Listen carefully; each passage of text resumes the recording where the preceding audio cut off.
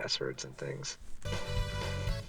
Alright, hi everybody, my name is HeartsSoul, and joining me tonight is Paprika.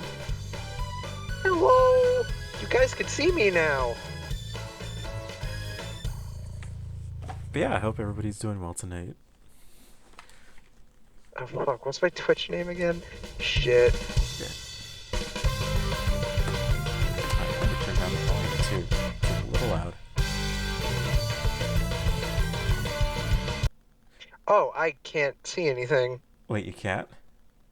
No, all I see is a big black blank screen. Huh. Alright, give me a sec. Uh-oh. Yay! We've been having technical issues all day.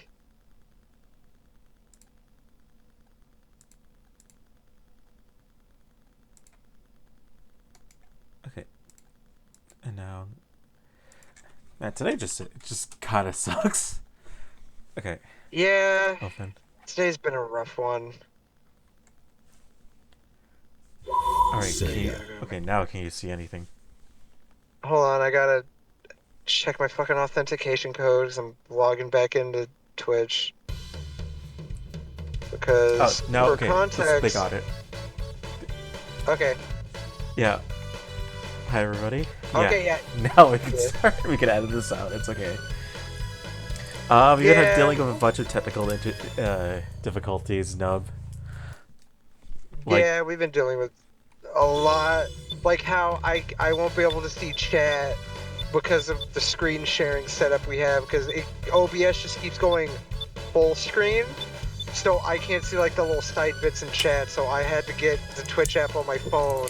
So I'm gonna get like a delayed Twitch chat from people. Yeah, and it's not even OBS. It's Sonic Generations. Okay. Yeah, that too.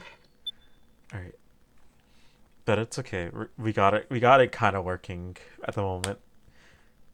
Yeah, we pretty much have everything working except for kind of like my end. But again, I don't mind. I literally just said like it's fine. We'll iron those kinks out like another time. Yeah, it's okay. I'll be okay. Yay. It's so good. You ready to start? I'm ready. I'm so ready for Sonic. Oh my god, look at Sonic. Holy shit, that was fast. Okay, I'm gonna just say this right now. I'm so used to waiting for loads for Yeah, for load load times. screens. Look at him. Look at. Oh my. I'm also used to playing this on a really old laptop. Yeah, you're so used to just like it's like when I upgraded from the previous laptop I had, the one I murdered with Kool-Aid by accident. When I went from that one to this one and I played Hi-Fi Rush, Hi-Fi Rush read so fucking smoothly. It's like, oh my god, I don't have to delay my button presses. I can actually do it to the beat, like intentionally now. Right? Also, since my monitors are mirroring, it feels like I'm playing on a giant DS. Yeah. Oh. God. Oh, I love the DS. I have way too many DS systems because I was the type of kid who was like, I got a DS Lite. I never got the original fat DS. My first DS was a DS Lite, but I still would like to get a fat DS just to like have. Because I have a DS Lite, I got a DSi for my birthday, and then I bought a DSi XL. I bought another DSi because it came with Pokemon Black, and my mom was way too nice about it, because she was literally the one who was like, hey, do you want to get this one? So I have literally every DS in the DS line except for the fat one. Stay with the 3DS. I have almost every single 3DS in the 3DS line except for the 2DS, because I'm a crazy person who likes collecting things, and I'm the type of person where it's like, what's the difference between this model and this model? Well, you see, this model is slightly better than the other one, but not by much, so there's no real reason to upgrade. Right. But then I just buy it anyway because, ooh, shiny and new. Mm-hmm.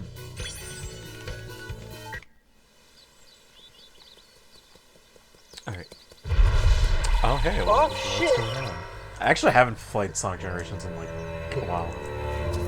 I remember a lot of Sonic. Oh my Oh my god, this last boss is Kirby. Probably. I don't know. god! Yeah, it's a Kirby final boss and it's a Kingdom Hearts boss. Oh shit! It's a clock. Oh, It's the He'll be here gang. any second. yes, the gang. Hey guys, He'll be here what's any going second. on? He's You having a literally party or right something? fucking their tails. Surprise! Oh, yo! Oh yeah. You I guys. constantly forget this game was like made as an anniversary for Sonic sometimes. Yeah. I will say kind it's of one of my favorite impossible to Sonic, surprise 3D you. Sonic games.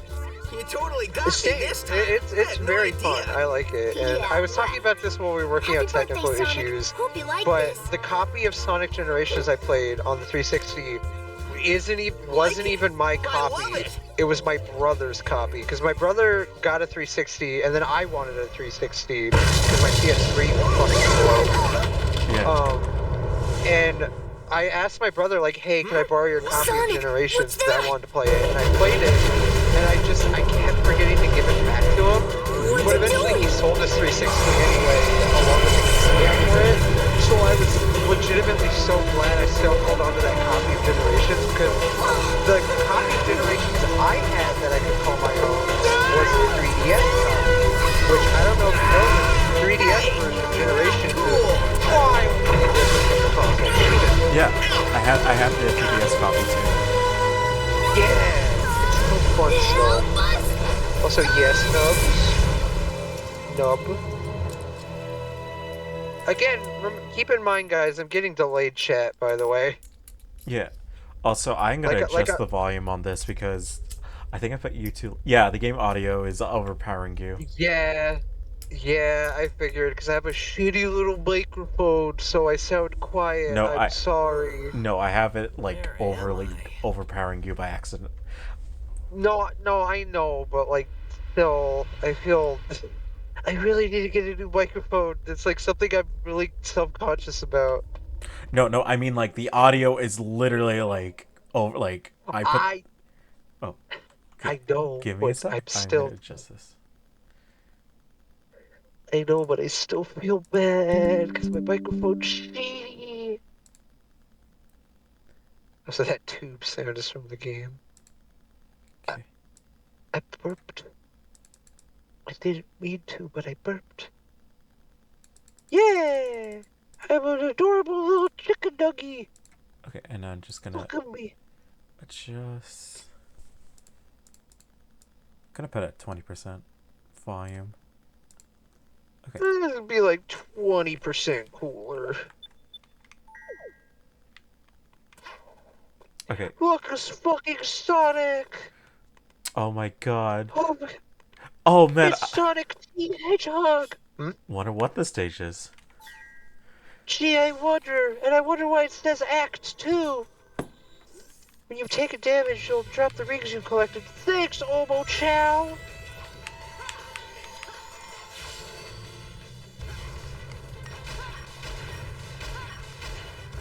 Oh yeah, now it's coming back to me. Yeah. Now it's not coming back to me. God, I love Generations. It's fun. It's still not, like, my all-time favorite Sonic game, though, because I have a top 3 favorites, but... Because my top 3 favorites are very controversial opinions. Because my number 1 favorite all-time Sonic game ever, no cap, is fucking Frontiers. I mean, Frontiers has been like a real fun time. Yeah, and like I will admit, Frontiers has issues, but I still, God, it hit right. It just hit me like in the right way. My second favorite Sonic game is Unleashed. I wish to actually properly beat it someday. Oh, He did. you didn't jump. It's alright, Sonic will live. But I wish to properly beat Unleashed someday because I've experienced the 360 PS3 version, which requires moon medals, or the Sun and Moon medals, to progress, and they're a bitch to find. So I just never really beat Unleashed. I know how it ends. I know like the story and everything, but like still. And then my third favorite Sonic game, again, another controversial hot take opinion, Sonic Heroes. And I know a lot of people are and I know a lot of the quote-unquote Sonic fans, and by Sonic fans I mean the people who call themselves Sonic fans but that are annoying, are like, the adventure games are on the list, especially Adventure 2. I like them. Yeah, I don't get That's why all I can people are so like aggressive about like any Sonic game now. Exactly. Because I get it, Sonic has his ups and downs, but like that's kind of why I like Sonic more than Mario. Because like, if Mario does something and like does something different, 9 times out of 10 he's gonna stick the landing. But I like Sonic because like when Sonic does something different, what the hell happened there? Yeah. But when Sonic tries something different, he doesn't always stick the landing, but they just keep going. Like, they just keep doing it, like, okay, that didn't stick, so let's do something else. And that's kind of why I like Sonic, like, more than Mario, because, like, when Sonic takes a risk, like, you get, like, because when Sonic takes a risk, and it actually, like, lands properly, and it's, like, a good risk, like, it's that much more impactful that, like, wow, did something different, and it actually, like, it was cool, it stuck. Stuff like that. Yeah, Sonic drowned, but he had a ring at least, so he'll recover. Yeah. Oh, hey, it's Tails. Also, again, yo, it's fucking Tails. It's Miles Morales. Thanks, Sonic. I thought I was dead, floating without a body in a black limbo. Tails. Tails basically just described, like, I was dead, Sonic. I was in a purgatory. Is that place we were just in awfully familiar? It's rings. Oh my god. This place looks like something sucked all the life and color out of it. Totally strange. Hey, it's Also- like something sucked out the color, like right, Sonic Sonic colors. You know, Yeah. 2009. Hey, Sonic. Actually, 2010. Oh. This game was 2011. Oh right, fuck. Yeah, you old man. I say I'm really old too. Hello there, young child. Have you seen? Fucking yeah, he just has like, hello there, young man. I Have mean, you perchance seen? okay. I mean, but consider this: Sonic is always 16. It's like canonically 16, right? Not really anymore, especially after Frontiers, because they just kind of retconned it to be like, Sonic is pretty much any age you want him to be. But like with Frontier specifically, they went for like a more mature approach because they were like, we really want people to be like they have clearly grown as like people.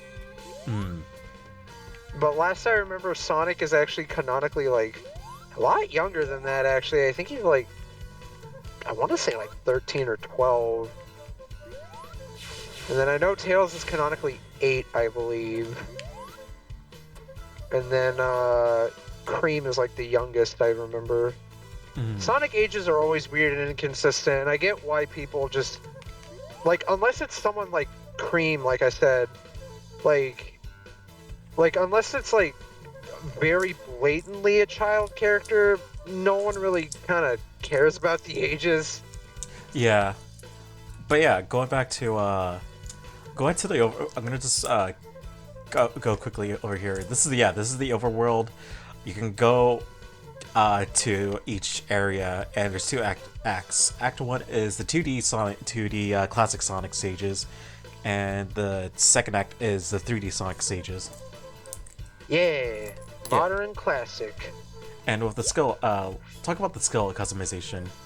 You can get skills that can actually add extra stuff, but you either have to do like side missions or you can buy them at the shop, or just requirements. They do help a lot, and they're really fun to play with. And fun fact about the 3DS versions, as I mentioned before, if people hopefully heard me over the overpowering audio, the 3DS version of Sonic Generations is a very, very different game from this. Because the classic Sonic stages play out normally, obviously, in the 3DS version, because it's 2D Sonic, it's classic Sonic. But how do you do a 3D stage for a kind of slightly underpowered handheld? Well, if you're a big Sonic nut, you'll remember that Sonic did have some DS games. So for Sonic Generations on 3DS, the modern Sonic gameplay plays like the Rush titles. Are they as good So as they Rush? I wouldn't. I don't know. That's debatable. I think Rush is the Rush series are a bit better than Generation. At least the 3DS version.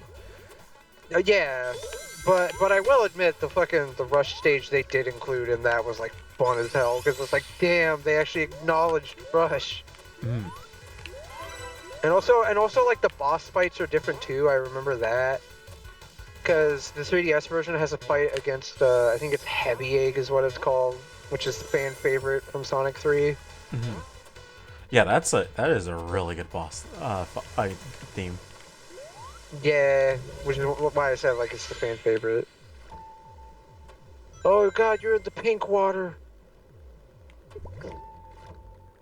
I'm getting PTSD from when I was a child playing Sonic the Hedgehog 2. I love Ow. Sonic 2. Sonic 2 will always hold a special place in my heart because that was the first Sonic game I ever got to play. Because my sister had a Genesis. And me and my brother would always steal the Genesis and we would always play Sonic 2. And Tails isn't my favorite Sonic character. That would go to Big the Cat. Unironically, Big the Cat is my favorite Sonic character.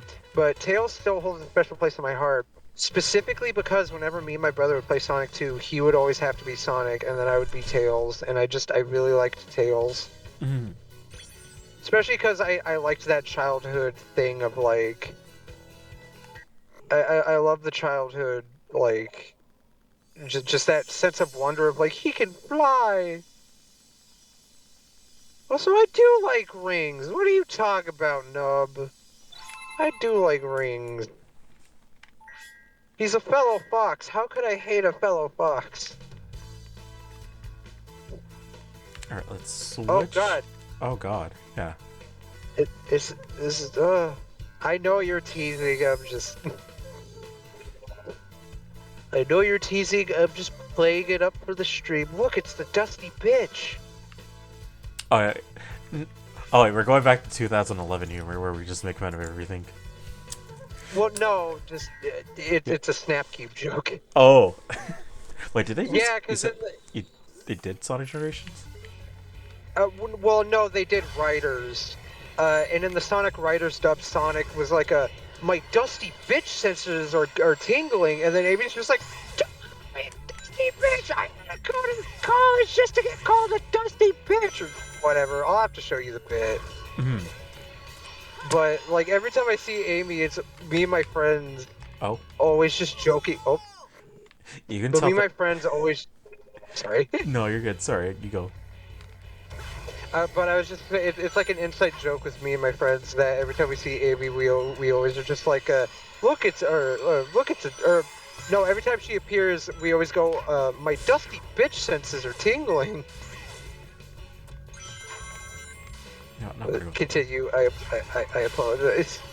I was gonna say, going back to why I mentioned Sonic's age, one of the jokes that I had with a friend was, back in the time where people thought, like, where it was confirmed that Sonic was, like, 16 at the time. Yeah, back in the stickler age. I like that in Sonic Generations, Sonic turned 16, while classic Sonic is 16. Yeah. So you're just like, hello, who are you? I'm you, but older, but younger. What? Literally.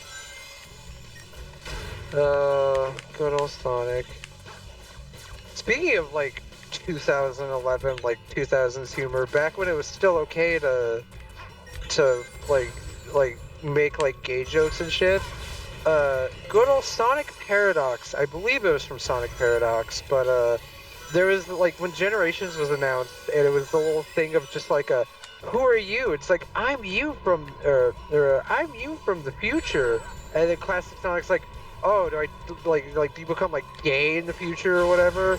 I forget what the joke was, but it was pretty much just like, haha, funny gay. Mm-hmm. But if I remember correctly, the joke ends in Sonic. Or no. I believe it. I believe it was basically the joke ends with basically the whole like, now neither of us will be virgins. Basically, like something on the lines of that. Because I remember classic Sonic and like modern Sonic just start making out, and that was the joke. Was that haha he's making out with himself and also gay. Mm. What's it? Good old 2000s. Yeah. As much as I idolized the 2000s, there was a lot of problems, and like if I could go back, I would, but at the same time, I wouldn't. I would go for very specific things. Exactly. Like whenever I think about like if you had a time machine and could go back in time, what would you do? I would literally go back in time and like buy up games when they were like brand new or on sale that cost like millions of dollars now. Like I would go back in time and buy a copy of like Emerald, Leaf Green, pretty much any of the Pokemon games and like other rare games. I would do that, but also do like, oh wait, I can stop this event from trying, then realize I'm, causing a paradox, but also causing the world to get Yeah. worse. Because, everyone's like, you go Butterfly back in time effect. and stop 9/11. Then not two 9/11s happen. I'm like, oh, like, Yeah, the whole butterfly effect thing. Also, hi X. hi Xmil. X is here. Wow. It's X Bill. Oh god, it's Tails. Tails. Talus. This chemical plant Fails. feels familiar. I'd never This forget chemical the plant smell feels of familiar. Gee, I wonder. Can I just say it's a shame that they only do this once? And I kind of wish they did it with like every stage. This place is giving me deja Oh yeah, the whole like deja vu thing. Yeah, it's kind of weird. Yeah. Then again, I heard this game was rushed. Yeah, because it was an anniversary thing. They wanted to get it out in time. Yeah, I will say with how it is, it's still like worth picking it up. Well, yeah, of course. Like when this game came out, like people were fucking raging about it because before this was Colors too, and everyone was just like, "Sonic's back, baby," and yada yada. And Sonic. I don't blame anybody because again, it's, while everybody was not happy about Unleashed, everybody did like the daytime levels, and then Colors was nothing but that. Then Generations literally was like everything what people wanted. exactly, it was a nice balance between the classic and the modern. Alright. Shit, it's Lonnie Manelli. Also, I thankfully still have my copies of Heart Gold and Soul Silver too. I had Black and White as well, but I lost my copy of Black years ago. That really fucking sucks. Oh, Yeah. And then my copy of Diamond and Platinum, along with my DS Lite, my childhood DS Lite, those were stolen, so that sucked. oh, oh. Yeah, but thankfully I got the DS Lite. Not like this was like my childhood model exactly. Like obviously like it's not the exact same, but I did go and actually dig out some money and I rebought the exact DS Lite I had as a kid, as well as at GameStop they had a copy of fucking Diamond for like $20. It was just the cartridge, not the case, but I already have like the case anyway. Like the cartridge is stolen, but I still have my childhood case for it. So I bought that, and then because I wanted platinum back in my life so badly, I spent $200 on a copy of platinum. Right, I remember you talking about that with me. You know what? I can't even. Yeah. I. Oh hey Eddie. Hi, Eddie. What was it? I spent $80 on I think it was leaf green, and then I think I spent 130 on crystal. Jesus Christ. But I got crystal But- at a good deal because it was going for like 180. Fair, but still, I literally talked about this with you again when fixing technical issues, but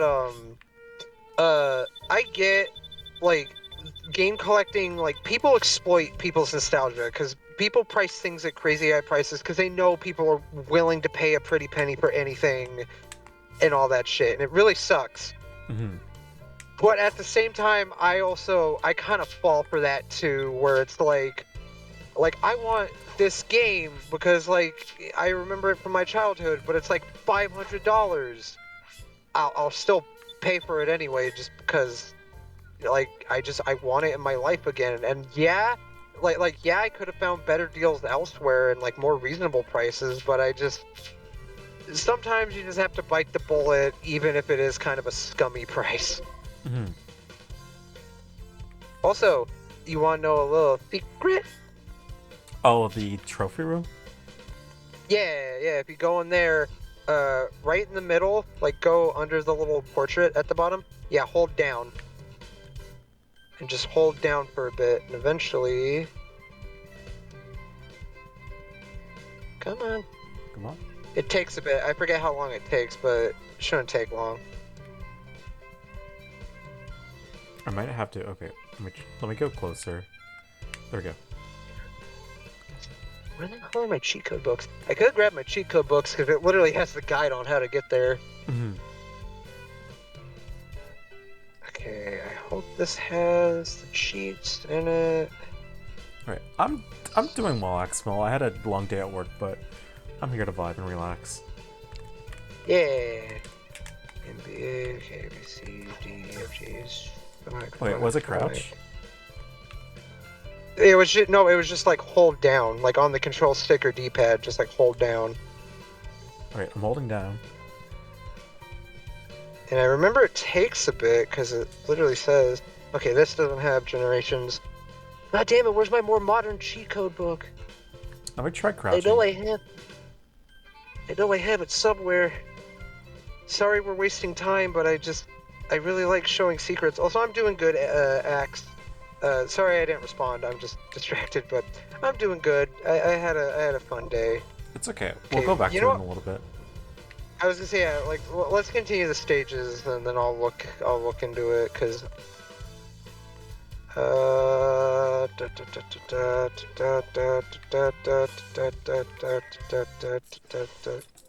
But yeah, the nice thing about Sonic Generations is it's also a very short game. Yeah. That's the thing about Sonic games I like, is some of them are very short and sweet, and I like that. Also, Sonic I think that's Generations is incredibly moddable. It's a huge... That too, yeah. If I like there's some insane mods for it, which we're gonna play do later in the month or later on. Oh, that fucking. Okay, I remember what to do now. I'll tell it to you when the time comes. But I remember how to get to the trophy room now. How? Oops. Oop. But I like Generations a lot. Again, not my favorite Sonic game, but it's definitely up there. Like top 5 easily, because I have my top 3, but top 5 it's easily in there. Mm-hmm. Oh. Same with like Mania. I know Mania is like one of those like wow, like real creative choice, but it's like Mania just fucking hit it hit the spot like during an era of Sonic where just they were having pretty bad swing and a miss for like a lot of their games. Yeah. Especially because that was during the era of like I think Forces was on the horizon. And all Sega was really doing was just Yakuza again, Yakuza remake, another Yakuza remake. And I'm not saying Yakuza is a bad franchise, but I'm just saying like there was a short period of time where Yakuza nearly replaced Sonic as being like the front man of Sega. To be fair, yeah, I mean, it was picking up a lot of steam too recently, or like the Yeah, last well, past few especially years. well, yeah, especially because they were also like that was during the era too where they were consistently releasing them outside of Japan. Because Yakuza got some like international releases, but they were very, very few and far between. But around that era was when they were getting more consistent with like, let's actually release this like in other places, Right? and like people were like realizing it was like a good game too because like the original Yakuza didn't sell well on PS2, and then a couple of the other Yakuza games they released in America didn't sell well either. But then with like all the remakes and releases and the consistent releases in America and like the advertising, people realized like, hey, these games are actually pretty good. Hmm. Also, hell yeah, Axe Mill Pizza. I actually might make a pizza later tonight too, because I got some DiGiorno's for later. I like DiGiorno. When it comes to frozen pizzas, My game froze for DiGiorno a is one second. of my favorites. Oh, I thought that was Discord and I was about to have a heart attack. But I think out of all the frozen pizzas, DiGiorno is my number one favorite, except they're really expensive, so that's like the one downside. I like DiGiorno. What would my second? Red Baron. Red Baron's my second favorite, like frozen pizza. And then third favorite, I don't really know what my third favorite frozen pizza would be. Also, yeah, Jay drew me like a precious little chicken nugget. E. I remember he showed it to me and I got really excited. And then I kept having to point out my ear piercing thing because it's like, Jay, you got it wrong. And then he was like, well, I'm gonna mirror it anyway. And then I was just like, oh yeah, so the piercing's just gonna be wrong no matter what. Yeah, but sorry about that again. It's fine, we can just fix it later. Also, hello, Gyro. Hi, Jaru.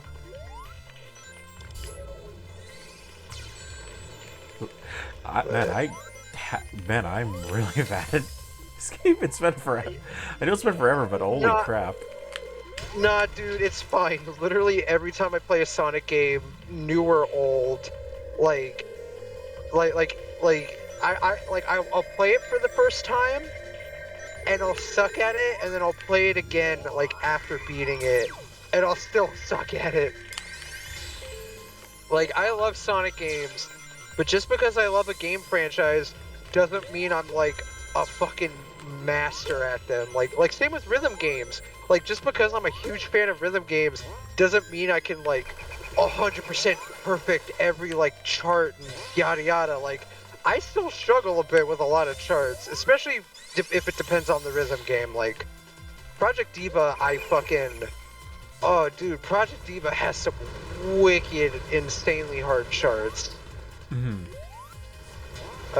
Guitar Hero is also pretty hard for me too, especially on harder difficulties because I can't stretch my fingies that wide to press the boutons.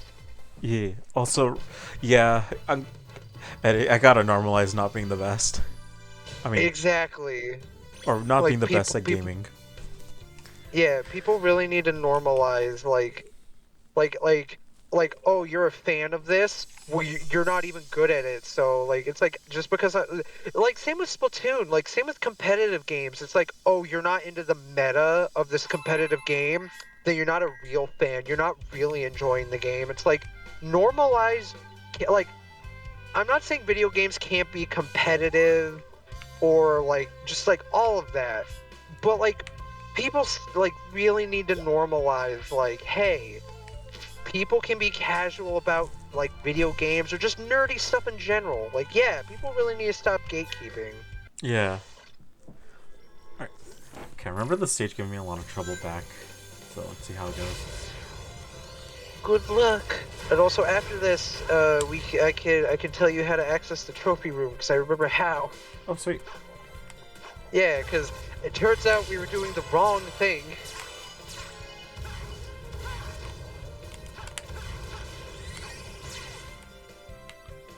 Okay, challenge. Can I do a stage without dying once? Yeah, but to be fair, Overwatch is like kind of an inherently competitive game. Because again, like I'm not saying like I'm not like lumping in people and things, but like when it like I'm not saying the entire community of Overwatch is like, oh, they're always so competitive and bitchy and toxic, but like when it comes to games like that, the loud big majority of like the community of games like that, they're gonna be kind of like loud and like really just overly kind of toxic. Again, not all communities are like that, but a pretty loud majority of them tend to be. Like Splatoon as well. Like Splatoon started out fairly okay, but then like I'd say when the second game came out is really when it started getting that big competitive scene of people just being like really way too hardcore in the meta and being like, oh, get these weak ass fucking people out of here and yada yada. It's like, it's a fucking children's game. Calm down. I'd say Splatoon 3 is when it got its worst, because at least with Splatoon 2, it was like, yeah, it was competitive, but it was also like, yeah, hey, if you have trouble or anything, we're more than happy to show you. Yeah, they like with Splatoon 2 at least it at least had that community of it had tough love is what it had. It had that tough love of like if someone was trailing behind on like Splatoon, they're like, hey, I'm willing to help you out and like just have fun. Splatoon 3 definitely is when the flames were lit because it got way too meta, and then the Splatfest definitely did not help too, because the Splatfest were very unbalanced at the start, because it was like, do you want the obvious correct choice, the obvious wrong choice, or the third one that no one gives shit about? Right? The other thing, too, was just... Sorry to interrupt, but actually, better way to put it, the obvious correct one, the obvious wrong one, or you're doing it for the meme. Yeah. The other thing that I want to point out, too, with Splatoon 3 is that... Oh, I have to go here. Okay. Hey, don't shoot me. Splatoon 3, I would say that I think people were spoiled with Splatoon 2 because both with content-wise and just how well the multiplayer was.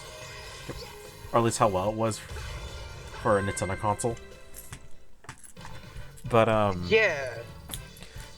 because I will admit, as much as I really like Splatoon... Shit, that's right.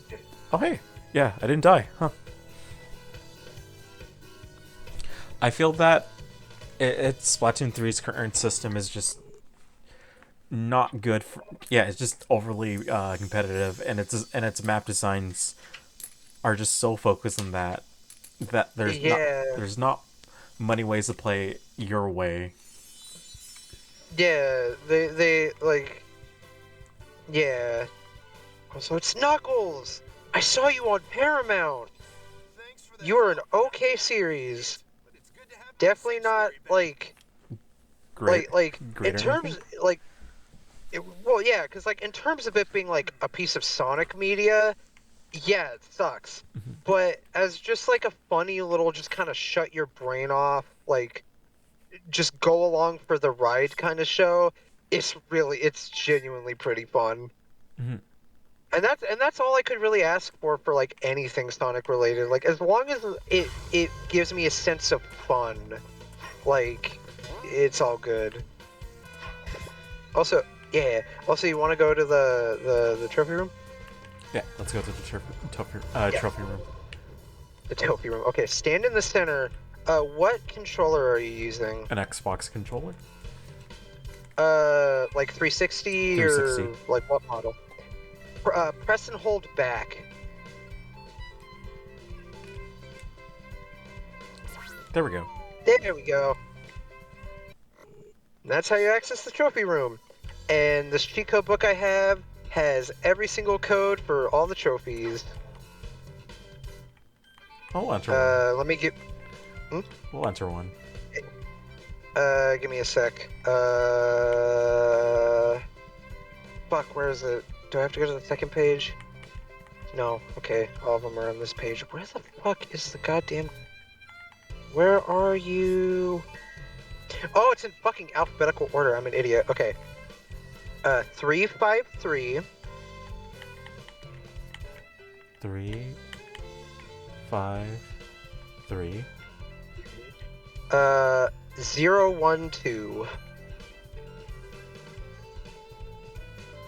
It's my man. Of course. Look, it's a Sonic stream. Any excuse to shoehorn my favorite Sonic man into this, like, I'm sorry, like, Big the Cat, he's a comfort character, so he's very near and dear to me. What's a funny one I could give you? Okay, let's... What the? Listen, yeah, it's my man. Look at him. Oh. I don't like that he has the blob feet. Yeah, because people keep pointing out, like, because I never really realized until someone pointed out that, like, yeah, he has like a mono feet. I just pretend that they're socks, and it helps a lot. Yeah. And what also helps too is when like artists draw him, like they do give him like proper like paws or feet and shit. So it's like, thank God. But It's one of the things that kind of like throws me off of, like, especially looking at the Sonic Adventure art, because they all have blob feet. yeah, again, like it's one of those things. Same with like the mono eye, where people pointed out like it's weird if Sonic. It's weird that Sonic has a mono eye, but it's weird that Sonic doesn't have a mono eye too. It's one of those weird kind of deals. Also, God damn it, Axe.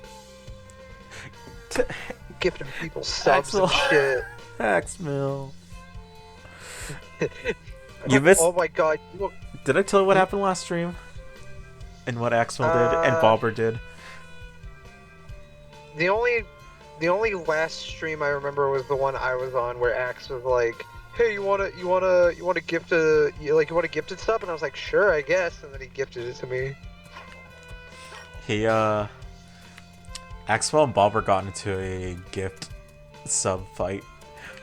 Oh shit! Oh, they kept out like gifting. They kept out kindness. They were in a kindness battle. Yeah, cause Oh. yeah, they ended up gifting a total of 44 subs. Yeah. Holy shit! Right? I'm just like, holy shit, and I'm like, try not to break down, because it's just, God damn. All right, so Also, the one thing I like about Sonic Generations is that it has challenges too. yeah. No, the same things to kind of give the game a little more meat. Yeah. So I'm not saying the game isn't like meaty, but like we said, it's a short and sweet game. But if you want like little extra things, it has challenges. Yeah. But also, I wish this was a feature on Twitch, but like I wish it was able to detect if like, hey, this user, like this specific user did a gift thing. Because if we could like set a custom alert to that, like if like whenever Axmel gifts like a sub, I want the audio to be something like Axmil. like one of those sitcom-y things, like one of those little sitcom-y jingles of like, oh, Axmil, like one of those. I would do that, but also have like the comedy, the audience laughter, like play first. The laugh track. Like just Axmil laugh track. Yeah, or just have it be really aggressive for no reason. Just like, God fucking damn it, Axmil! And then just a laugh track.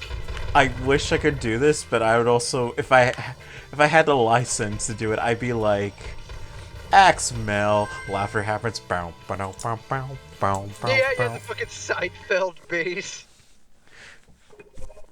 But like I said, I also wish you could set it to just custom specific things. But the problem with like setting custom alerts and stuff is it's only for like the general things. So like if you were to set like a custom thing for like gifting, it would just be for gifting in general. It couldn't be for like specific people gifting, which is something I wish that could happen.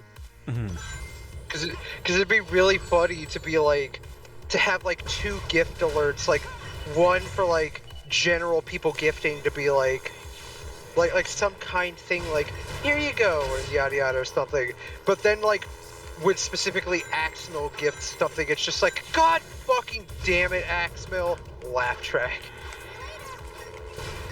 Who else but Quagmire? Alright. So we're racing against Tails because he stole our plane. Well, technically you didn't steal the plane, you gave it to him. I want it back.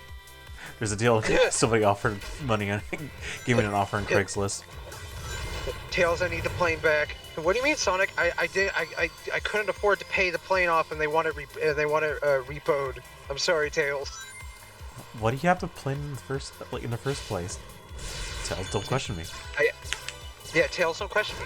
I used to be an avid plane addict, and I used to fly planes before you fucking showed up, and with your big smart-ass brain was like, oh, I can make the plane better, and oh, it's my plane now, even though it was very clearly mine.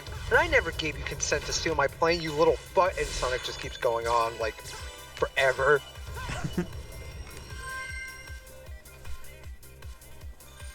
Oh, hey, Naka. Yeah.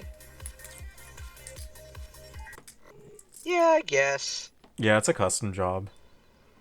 Yeah, it's a custom job thing, though. And considering the technical issues we had today, let's not get ahead of ourselves. Yeah. Alright. We're going against a double Gengar. Yeah, we're going against Classic Sonic. I saw the little icon. We're going up against Classic Sonic. God, that's the one nice thing about Sonic games too, is no matter how like disappointing or bad the Sonic game is, it always has like a really good soundtrack, except for Sonic Chronicles. But it was recently like told to me that the Sonic Chronicles soundtrack basically like went through some trouble, which is why it turned out the way it did. Yeah. So I can at least cut it a little bit of slack for turning out the way it did. Still doesn't mean I'm not going to say it's like the one exception to the whole rule of like even when a Sonic game is bad, the music's still good. And I'm sure there's other exceptions too, but like whenever I think of like bad Sonic soundtracks, that's like the one that pops up in my head. Maybe Sonic Labyrinth, but it's been a while since I've heard Sonic Labyrinth's music. And also, who remembers Sonic Labyrinth? Am I right, fellow gamers? I was gonna say Sonic Boom is also not a good one. I mean, it's bad, but it's mostly just because it's forgettable. Yeah. It's not as iconic, because it's not bad by any means, but they went for like a more orchestral, like... Which, like, I get it, but it's Sonic. It shouldn't really...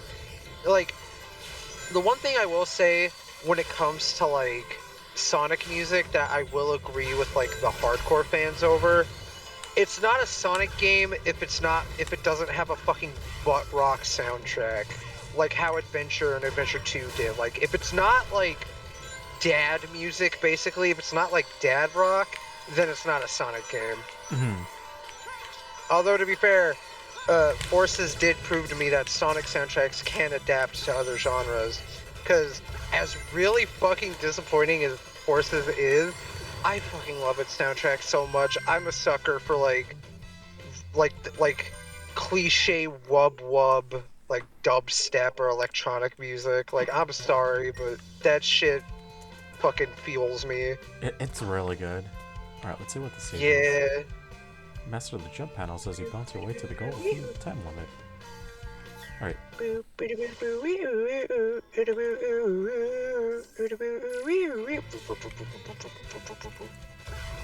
God. They fucking released the Forza soundtrack on a vinyl and I want it so bad. They also had the Mania soundtrack on vinyl, and I wanted that super bad. But then, like, by the time I like got around to being like, oh yeah, I have a record player now, I can buy these soundtracks. Like, it was fucking sold out everywhere, and it was being like resold for like insanely high prices for some fucking reason. I'm just like, man.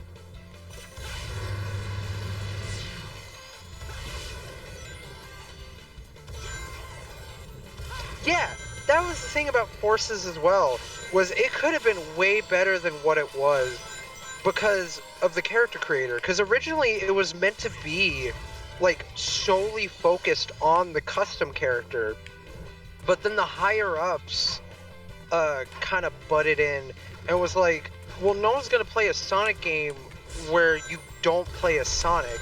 So then they forced them to put in like some Sonic stages, and then like they roped in classic Sonic as well. So it was just one of those things of like Forces could have been so much more like the blow would have been way more softened if they just went with the original plan of it being solely focused on the custom character. But then the higher ups just had to be like, well, no one's gonna play a Sonic game where you don't play as Sonic. Like, that won't sell well. Literally points to Shadow the Hedgehog, Sonic Adventure, Sonic Adventure 2, fucking the Sonic racing games.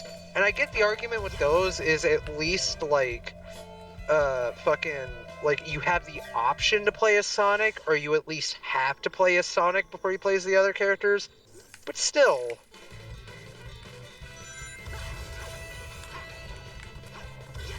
It doesn't help that Sonic Forces in its entirety also had a huge, like, rough development. Yeah, and like another theory, which hasn't really been confirmed because I don't think Sega would want to admit it, even if it was true.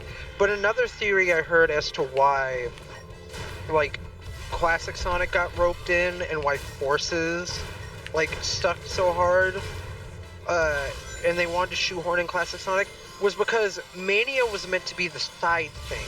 Mania was meant to be this little thing of like, hey, here's a cool little thing to like tide Sonic fans over, and like a cool little thing to show like, hey, we love and appreciate our fans so much to the point where we're basically making an official fan game. And they only expected that to be like not even like a big success. They were only just like, hey, if this makes money, it makes money. Like, we don't even want this to make bank, just have fun. But since it like made so much money and it reviewed so well, they were like, oh shit, people must really like classic Sonic. So fuck it, throw it into Forces and tie it in with this game. Alright, we done all the missions in Green Hill. Yeah. And- I'm watching. Okay.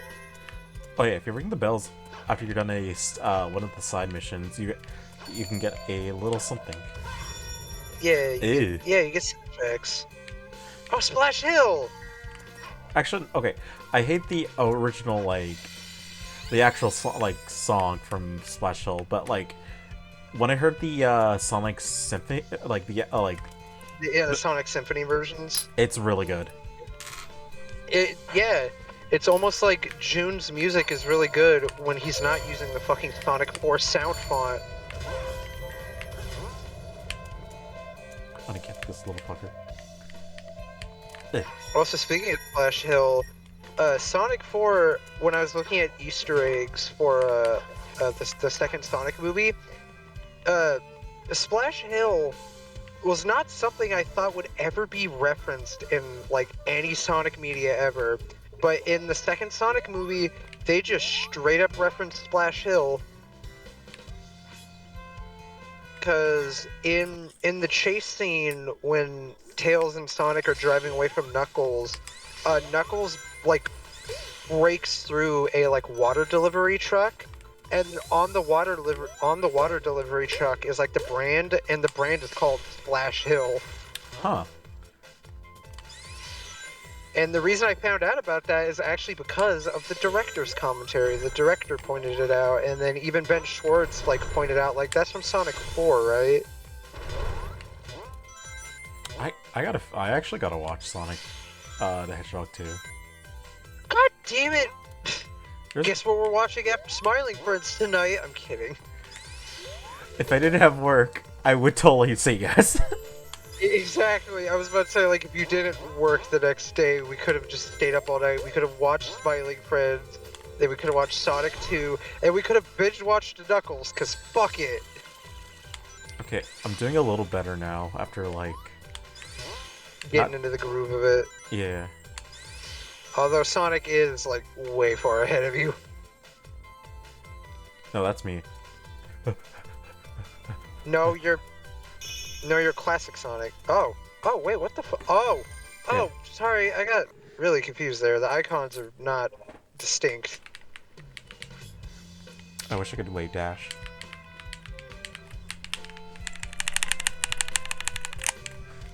Okay. The other thing I do like is that they give you like 5 stages per act for like each character or each. Yeah, each different thing.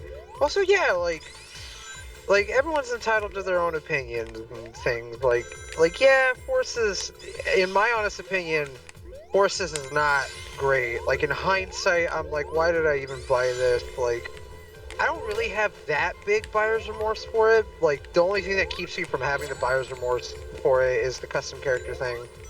But like, if people get enjoyment out of Forces, that's more power to them because it's Sonic. Like, at least it was kind of fun. Like I can find positives in all Sonic games, like shitty or otherwise. Like Sonic is fun. I talked about this where it's like I prefer Sonic over Mario because when Sonic has a bad game, like, yeah, he has a bad game, but at least he tried something different. And when he tries another thing and it like successfully lands and is good, then it really makes an impact because it's like, wow, this was actually really good. Because if Mario makes something like god awful and bad, he's just gonna try something new like immediately after, and of course it's gonna be successful because it's Mario. They know how to polish that. But like, that's why I like Sonic more though, because Sonic takes more risks, and like, even when he gets knocked off the horse, he still keeps getting on. It's so funny that you say that. A while ago, I had a dream of Sonic and Nintendo coming out, being like, actually, we actually made Sonic, and Sega made Mario. They've been making their games the entire time. We were just kind of like doing a social experiment. We've been gaslighting you for over 2 decades now. In fact, we're not the companies that you're seeing right now. They're not even real. We're actually Majesco. Yeah, actually, the companies you're seeing aren't even real right now. Nintendo is actually Sony, and Sega is actually Microsoft. But they're actually not really Sega and Microsoft. But they're actually not really Sony and Microsoft. They're a horse. But they're not actually a horse. They're a broom. Broom the I don't know where I was going with this. I was trying to do like the the OC character kind of thing. Yeah, the Sonic OC, but I was doing the Family Guy bit of the Diane Simmons show where it's just like where it was I'm not actually a man, I'm a woman. Well, I'm actually not a woman, I'm a horse. Well, I'm not really a horse, I'm actually a broom. And it's just like it's like, how do you feel about all this? I'm gonna be honest with you, Diane, I'm surprised. That's something we need to do too, is just binge and watch some classic Family Guy. Dude, I mean, we could do a thing where we in the server we could do like a TV, like a movie night or like a TV night. Yeah. I hope my internet behaves, and I know like I don't have to be the only one to host, but still like I like hosting. Because my dad is paying for all these streaming services, and I have no job or IRL social life, so I have like pretty much all the time in the world to kill unless like otherwise. So it's like, might as well be the one to host. It's just, the problem is this crappy little fucking laptop, specifically with Discord, for some reason just really likes just not working a lot of the time. So whenever I'm like, I want to watch things with people, and I start like sharing my screen and live streaming it and all, I'm like, I really hope my internet behaves and my ping doesn't go to shit or my internet doesn't die and just, ugh. Don't sweat it too much. I know, but still. People tell me not to sweat it, but I'm still gonna sweat it. It's like one of those things where it's like, don't panic. I'm like, okay, but then internally I'm like, I'm freaking out still.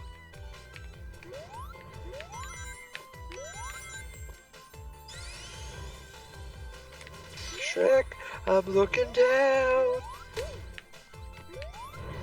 Shrek. I love the funny ogre movie. I hate that I can't watch it the same way because of Yeah, because of memes, but I tried with my brother. We just couldn't stop laughing because we're just like referencing every meme. I mean, like, if you really think about it, though, in a way, it kind of almost enhances it, too, if you think about it more positively.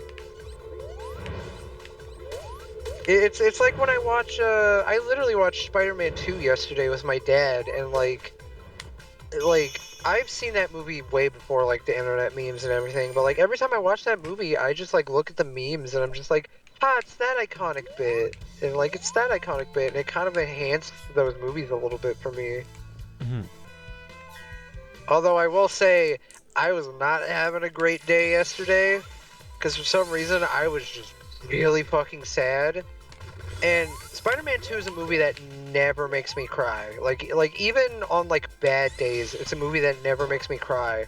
But for some fucking reason, spoilers for a movie that came out in 2004, but the ending when Mary Jane like runs away from like the wedding, like her own wedding, and she shows up at like Pete's place and she explains to him like, just because you're Spider-Man, like I don't care, like I know you told me about the risks and I don't care about the risks because it's high time someone started, like it's high time someone like saved your life for once, so here I am in your doorway and yada yada. Like basically she confesses to Peter like, just because he's Spider-Man like doesn't mean I'll love you any less, like risks and all. Mm-hmm. And then like he hears the like the criminal like radio alert going off, and then she's like, go get him, Tiger. And he like does the Spider-Man thing, and then the song Vindicated by Dashboard Confessional starts. For some reason yesterday that whole ending bit just hit different, and it made me fucking cry. Like I broke down crying for some goddamn reason. What was it? I have fond memories of the Tobey Maguire Spider-Man movies. Yeah, except for 3, because god damn, I always heard like It's 3 bad. was the worst. Yeah, because I always heard 3 was the worst, and I was like, it's probably just years of people being like over-exaggerating. And then I actually watched it, and I have never been more pissed off at a fucking movie since Harry Potter and the Order of the Phoenix. Because, oh my god, like I'm pissed off at Sony for interfering with the movie, and I'm pissed off at just fucking goddamn Tobey Maguire, because Peter is such a fucking like ignorant asshole in that movie. Like, yeah, oh my god, it's so like, bad. And then like the whiplash of what the dance scene, and then he hits his like Mary Jane, and it's like, I'm so sad, I'm a monster. The scene before, it's like, look at me dance, I'm dancing, I'm better. Like if they had more time to flesh it out, it'd be a case of like, oh, you hate him, but in like a you love to hate him kind of way. But because they had so much shit happening at once, it didn't have time to flesh Peter out and justify shit. So he's just a fucking asshole, and not in the like lovable way. He's just like, it pisses me off so fucking bad. Like, he's not like evil in like a you love to hate him way. He's just so fucking evil. It's just mean. It sucks. It's just The only saving grace of that movie is fucking Sandman, which is what the movie was originally supposed to be about. It was just supposed to be about Sandman. But then fucking Sony got pushy because they were like, hey, Venom's a fan favorite. throw Venom in. And then he was like, okay. But then they were like, oh shit, yeah, at the end of the second movie, we set up Harry, like, basically taking over the mantle of Green Goblin. So let's do that storyline with Harry and all that. It's just like, it got so busy and just, like, ugh. I wish they just left fucking Sam Raimi alone. And it sucks too, because that experience is what turned him off from doing superhero movies, like, ever again, at least until Marvel happened with, like, Multiverse of Madness. So, like, God, just, movie studios, like, leave the artists alone. Like, you want to make money? Don't fuck with their vision, and then their vision will actually be good. Mm-hmm. What was it? It's like, sorry. Oh, no, you're good. I was gonna say, I do like the hamminess of Spider-Man 1, because it's... Exactly, yeah. Even though people kind of cringe at it, because, you know, there's scenes where it's like, curses you, Spider-Man. And then it's like... Well, yeah, but, like... I'm just like, it's like the first... But also, like... Yeah, but... Sorry to interrupt you. I'm just like... No, it's fine. I know it's fine, but my brain keeps chiming in with notes, and I get really excited because I like talking about stuff. Yeah. But I was gonna say, but, like, the thing about the first Spider-Man as well, though, it was the very first of its kind. Like, there have been superhero movies way before that, like Blade and Howard the Duck and shit like that, but, like, Spider-Man, like, the first Spider-Man movie was really the first of its kind to, like, do something like that. And, like, superhero movies weren't really that big of an established thing at the time, so it really had nothing to pull from but, like, the campiness of the comics and, like, the other media that those characters have appeared in. So, like, I literally told my dad this. That's the thing I like about the original Sam Raimi trilogy, was they weren't treated like superhero movies. They were treated as just regular movies. Because now there's a definite, like, you can watch, like, a modern MCU movie and be like, yeah, this is a superhero movie. Or you can watch, like, another movie that is trying to be like an MCU movie, or, like, a DC movie where it's like, yeah, you can definitely tell they're trying to be a superhero movie. But I watched the original Spider-Man movies, and I'm like, yeah, these are just movies, like, that just so happen to be superhero movies. Mm-hmm. Like, that's just... Man, fuck. Spider-Man. I've been in such a Spider-Man mood lately. Wow. Wow. Wow. Wow. Wow. God, speaking of Spider-Man, that's something I need to do with my friends later, because, one night before, like, the Discord and my fucking web browser updated to where, like, oh, you're screen sharing a streaming service, the screen goes black. I was gonna watch, because I was super sad that night, and I was like, you know what, I'm gonna watch a movie with my friends. And I got all excited because I was, like, picking out a movie, and I was like, fuck it, let's watch Across the Spider-Verse. I go to do it, and then, like, the screen sharing problem happened, and I was so sad that night. But when I finally figured out how to fix it to make it, like, visible again, like, that's a movie I need to watch with my friends again, because I promised them, like, once I get this shit fixed, we are all watching Across the Spider-Verse. Because I love Across the Spider-Verse. Like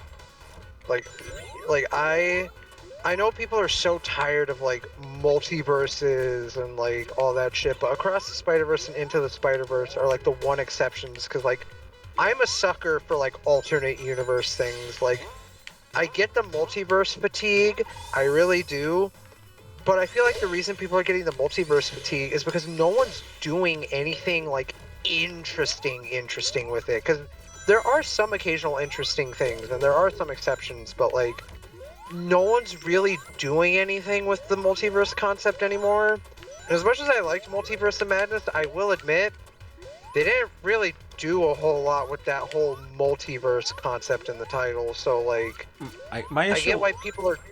Oh, sorry. You first. Oh, You got squished. now is I'm as tall as Naka. You hear that, Naka? But, Sorry, like, I just wanted to tease him. no, it's fine. But I liked Multiverse Madness, but that, like, I have problems with that movie, but like, the reason I don't think people are tired of Spider-Verse yet is because they actually do something interesting to it.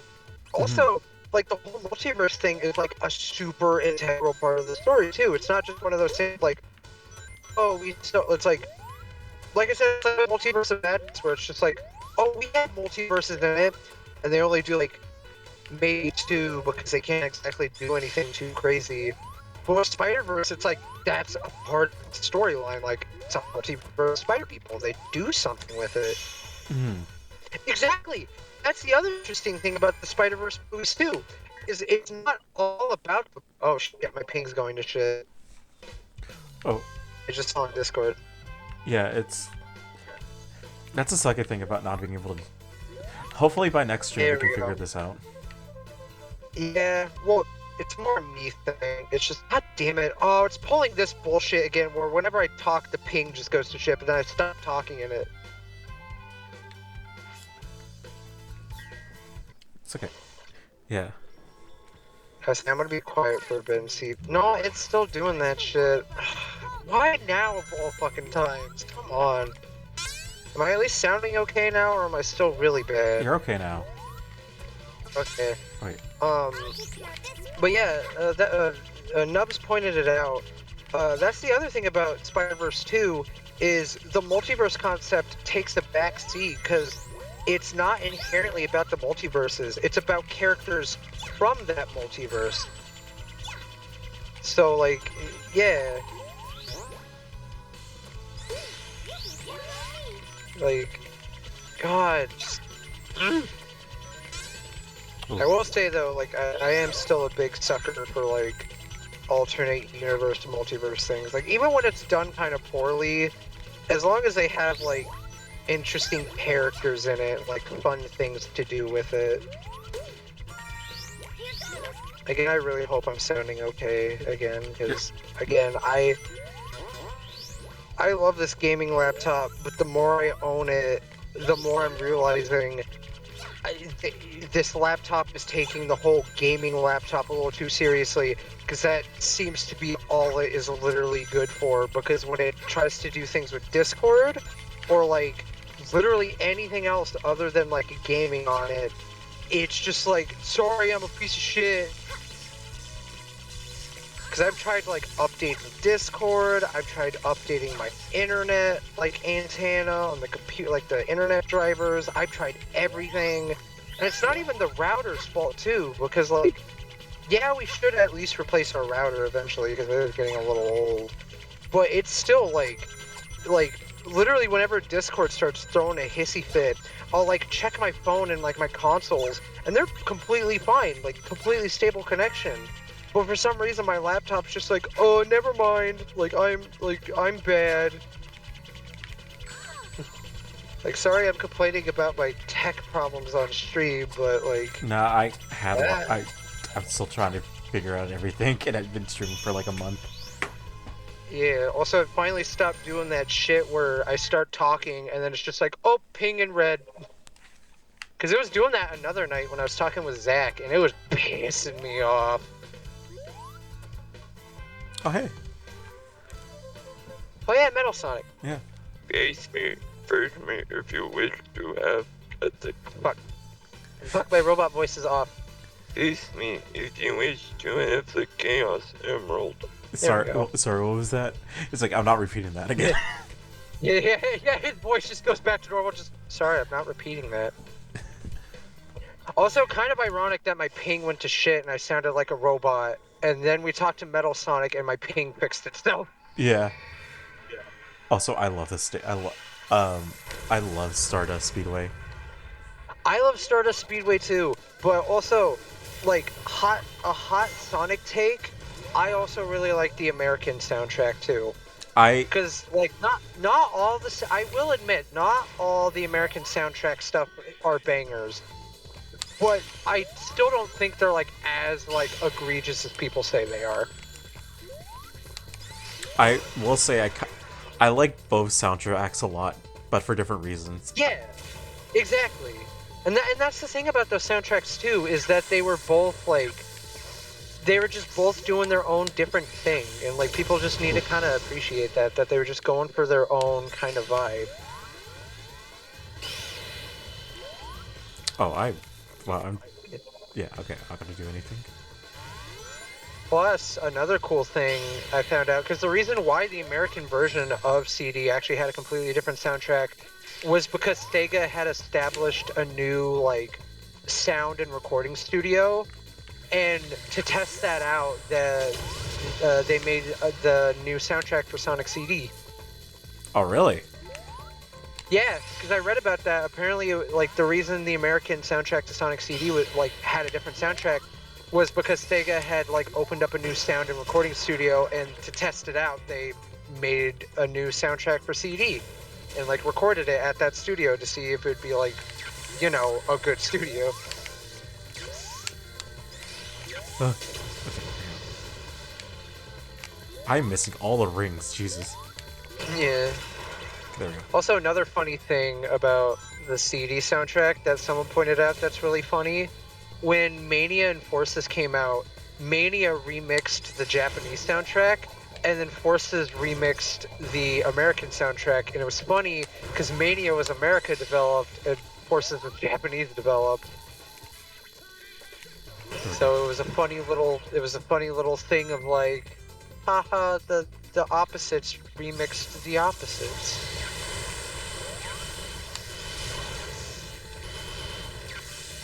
You pissed him off. Oh, that was a little too close for comfort.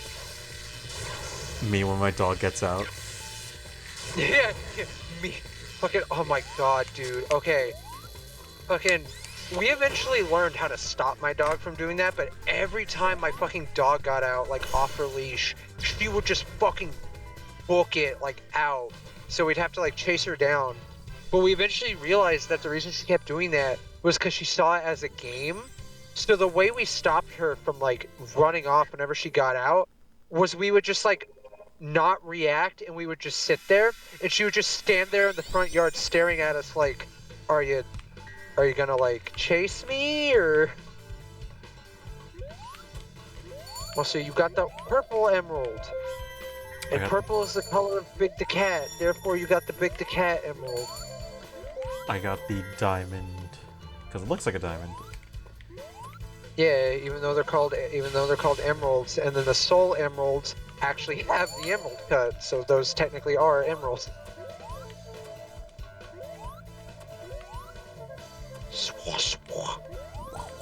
But again, sorry if I bring up Big the Cat too much. It's a Sonic related stream, and I pretty much made me loving Big the Cat one of my personalities, so I will use it as an excuse to bring up the fact that, hey, have you heard that I like Big the Cat?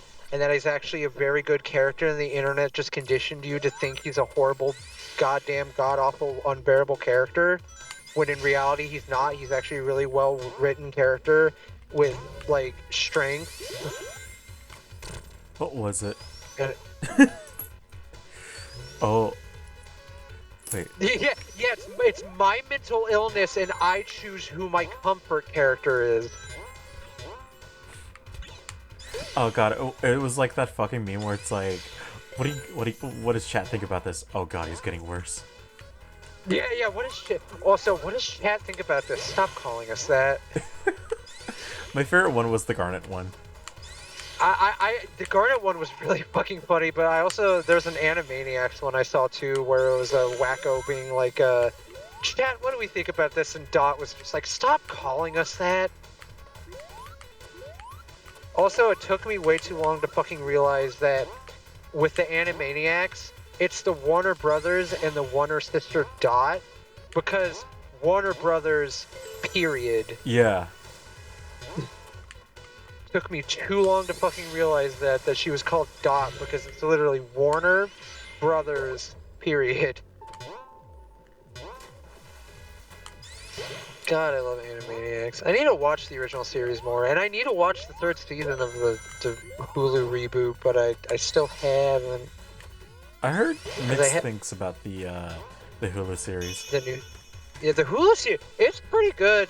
Like, and the nice thing about it too is all the criticisms I ever heard about it were actually pretty valid, and it wasn't just fucking political people being like, "Oh, they're fucking woke" and yada yada. I did definitely hear a lot of those. Don't get me wrong, but the problem with Animaniacs is you're calling a woke show woke. Like the show was always like woke. Yeah, I watched the OG. Oh, I used to watch the OG Animaniacs when Warner Brothers Kids was a thing. Yeah. And I'm looking back at those episodes and like, yeah, no, this show is very far left. Yeah, it is very far left. Especially because every time I think about like, oh, this show is so woke, the one go-to joke I think about is Wacko being like, seems we've lost our way. And then Wacko's like, here, let me see that. It's like, this is just a political, like, president flyer. I know. That's why I said we've lost our way as a country. I also love like the dirty jokes of from Animaniacs. Like holy shit, they got away with that. I'm like, I know the fingerprints joke is like too like cliche to bring up anymore. Like, but still, it's one of those jokes where I'm like, I am legit shocked they did get away with that in a children's show. Also, yeah, like Helldivers 2, and I'll do you one better as well. Starship Troopers. People are always just like, people look at Starship like, and I'm not saying like people have to see like the intricacies and the political undertones and like the deeper meaning and things. Like sometimes people can just enjoy things like for what they are. Like I enjoy Godzilla. I love Godzilla, and I can appreciate the like deeper understanding and metaphor of Godzilla being like a metaphor for like nuclear disasters and like all that. But also at the same time, I like it when big monster fight other big monster, and that's literally it. It just becomes annoying when it's like the obvious, hey, don't do this thing, the book. And people are like, let's do the thing from the book that, you know. Yeah, no, yeah, I get it. Like, what's that meme where it's like, I finally finished my like my science fiction masterpiece. That's a commentary on the real world of don't build the super ultra death dome or whatever. And it's like a few years in the future where science has gotten good enough to the point where we can build the iconic the death dome from the science fiction novel Don't Build the Death Dome. Okay, it's gotta be careful here. I mean, yeah, that is a part of it, but before I realized I was a furry, my interest in Godzilla was mostly just big monster fight other big monster, and it's a really cool spectacle. Mm-hmm. And then in my later years, when I watched like the original Godzilla, Shin Godzilla, and Godzilla -1, is when I learned my appreciation for like Godzilla literally is just a metaphor for like, because the original Godzilla is a metaphor for the nuclear war going on at the time. Shin Godzilla was a metaphor for the nuclear disaster that happened in Japan, and then Godzilla and Godzilla -1 is a metaphor for survivor's guilt during a war. So like again, I can appreciate Godzilla movies for being he-who big monster spectacle and also the like metaphorical undertones. But yeah, being a furry also helps because I can appreciate those movies for other reasons. Also, hi Rings. Sorry, I forgot to say hi. My brain got on tangent mode. I'm trying to be cool by doing tricks and I can't do it.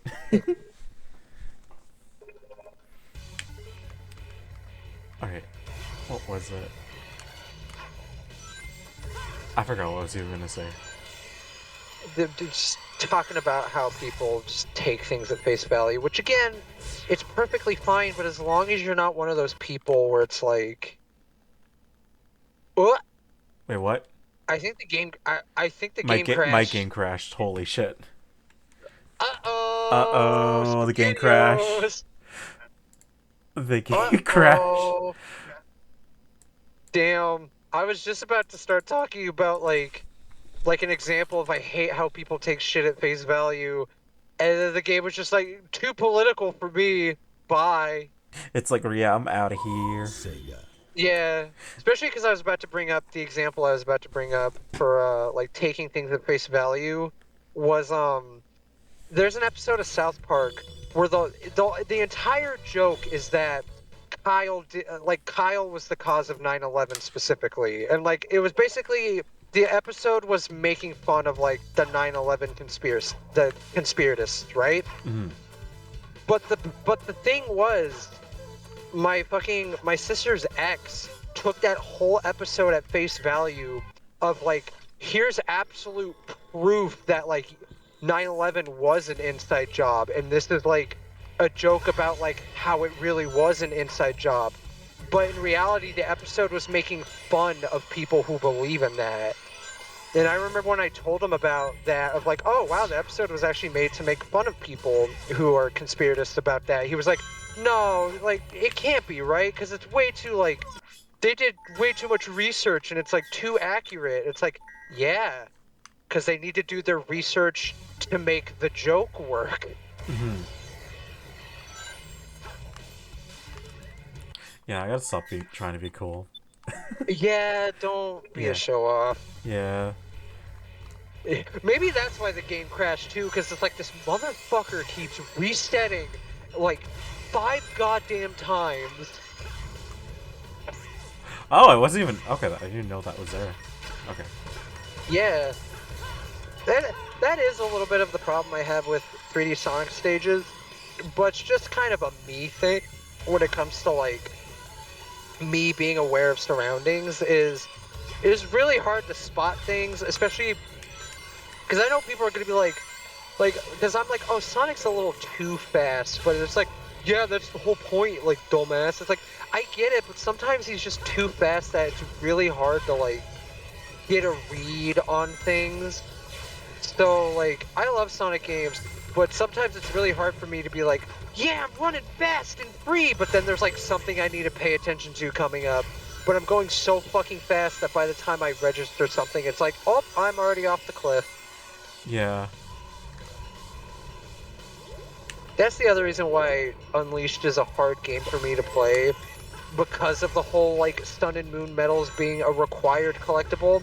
Because not only are they a hidden collectible, like, especially with the daytime stages, bitch, I'm gonna be, like, running through the stage on a grind rail, and I'm gonna end up zipping past one of the Sun medals, and it's like, oop, you fucked up, time to restart the stage all the way from the beginning, and it's like, that's not fun. I don't get why At they least- didn't... It's weird, too, because the Wii version fixes that issue.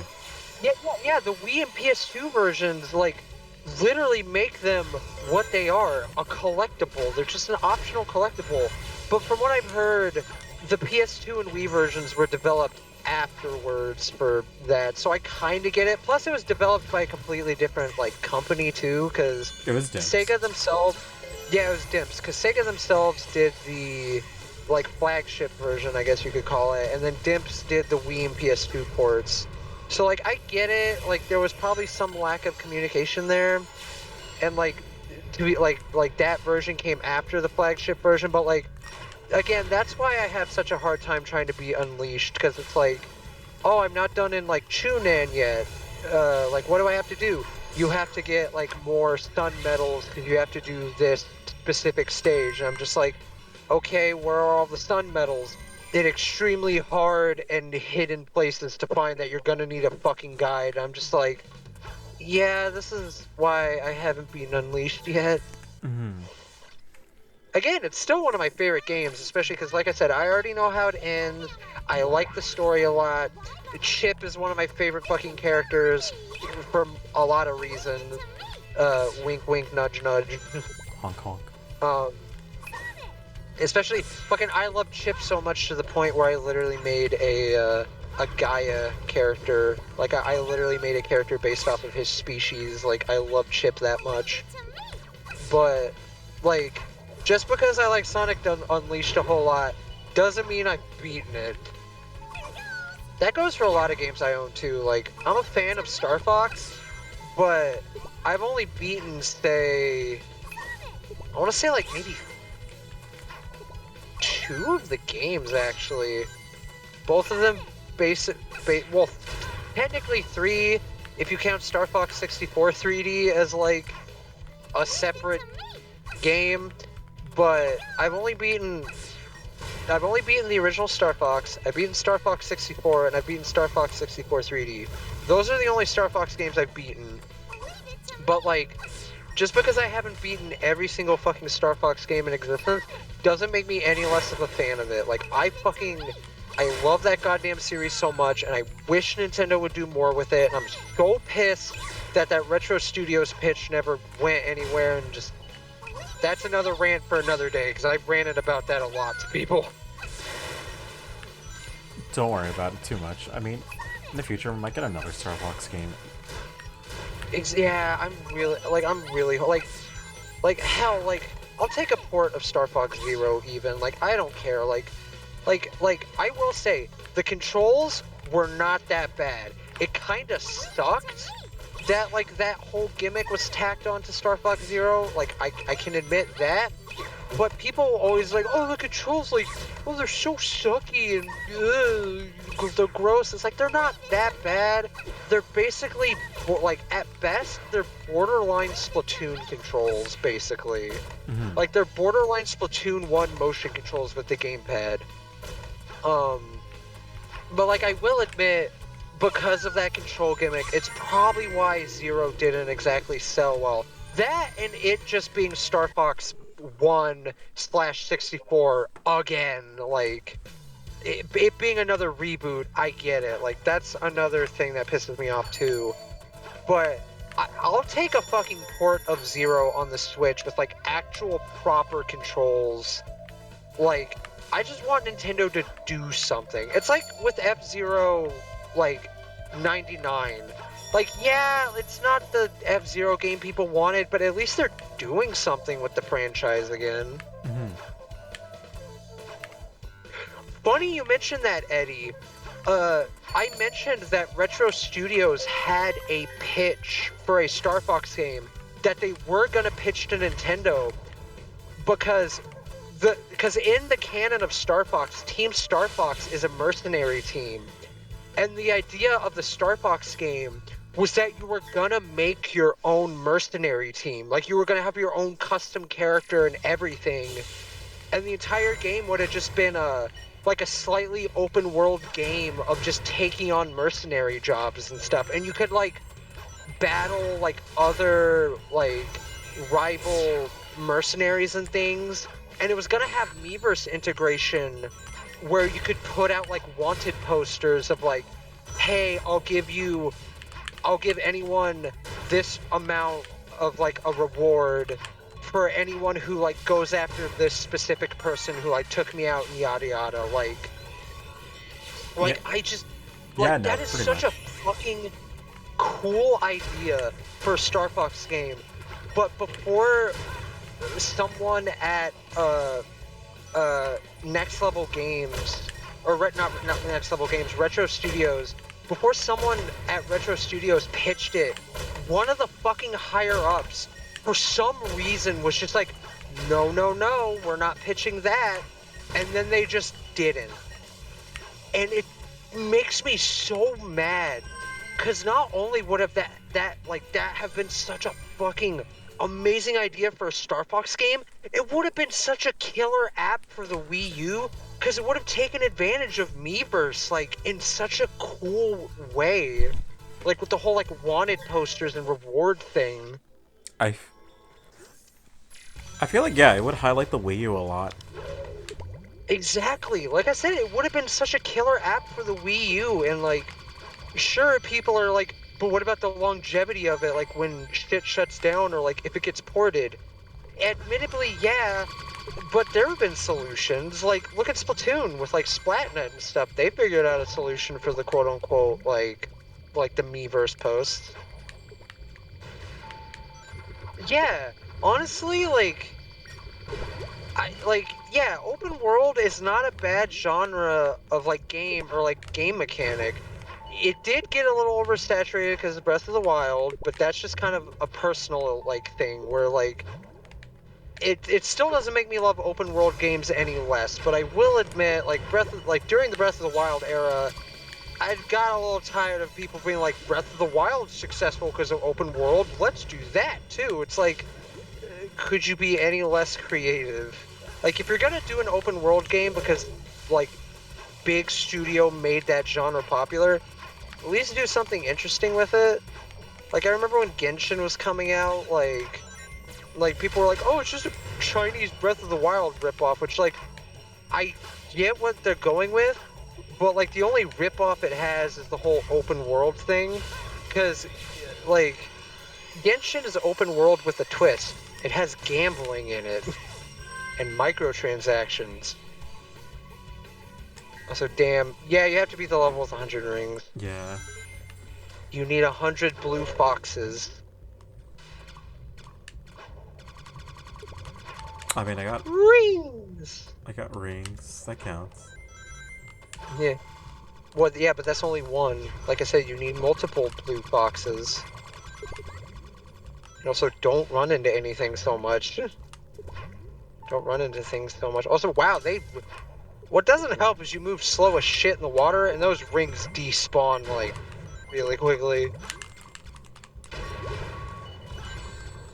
And I lose a lot of rings. Yeah, and also, yeah, those fuckers. And also, when you run above the rings because you're trying to resurface to the water.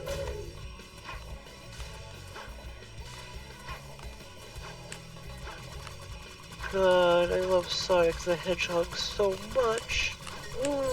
God damn it. Can't you hit it? I think you I can don't actually know. hit it and it drops more.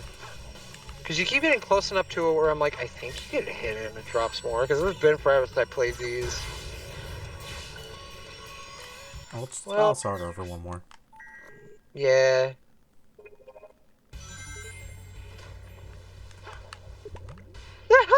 Yeah. But because I'm over the boost bar, it looks like I have a really long snout.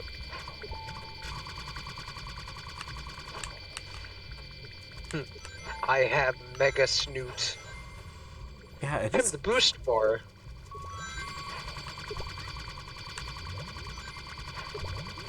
I mean, hey, like, if you don't beat the challenge, you could. I think I just gotta go slow, which is so weird. I think my mic peaked. It didn't even pick up half of me doing the. Yeah, because every time I do it, my microphone's just like too high pitched for me to pick up. Also, yeah, I can smell everything. I can smell the odd diamond Wait, I got it. stain. Oh yeah, just sit there and exploit it. I would say, yeah, you need to start running once it starts moving. I can see through the universe. I can smell every dimension. I can smell a dimension where you smell like peanut butter. I got enough. Yay, now just don't get hit like an idiot. If you get hit, Jay, I won't be giving you a... Yay! Guess who earned a sweet Guess who earned a sweet little tender kiss on the cheek? Aw. Nah. That's what you get for being a best friend and so fucking good at video games. So good at video games, dies 3 times in 2 Yeah, minutes. I mean, you're so good at video games, and you had to restart the stage, and you kept failing the stage each time because you kept running into things and not having enough rings by the end of it. Also, yeah, you get a cookie too. You get a nice, fresh snickerdoodle. I also have some fresh chocolate chips, if that's your preference. Pep, that's a hamburger box of hamburger helper. So it is. Huh. Here's the cookie mix, and it's like that's shake and bake. It's like, God damn it, I need to get my eyes checked. Alright. Let's see how I do with this. Axmel, I'll let you have a cookie, but only if you eat your vegetables first. Don't you be leaving them on the plate. I want a clean plate, mister, or else no dessert.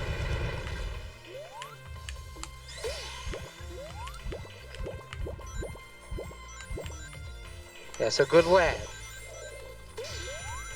Okay, you didn't have to go and eat the goddamn plate, but extra credit, I guess. You get 1.5 cookies. Well, yeah, I'm not just gonna let him eat the fucking vegetables raw and unseasoned. What am I, a Neanderthal? The only vegetable I will ever eat raw is a carrot.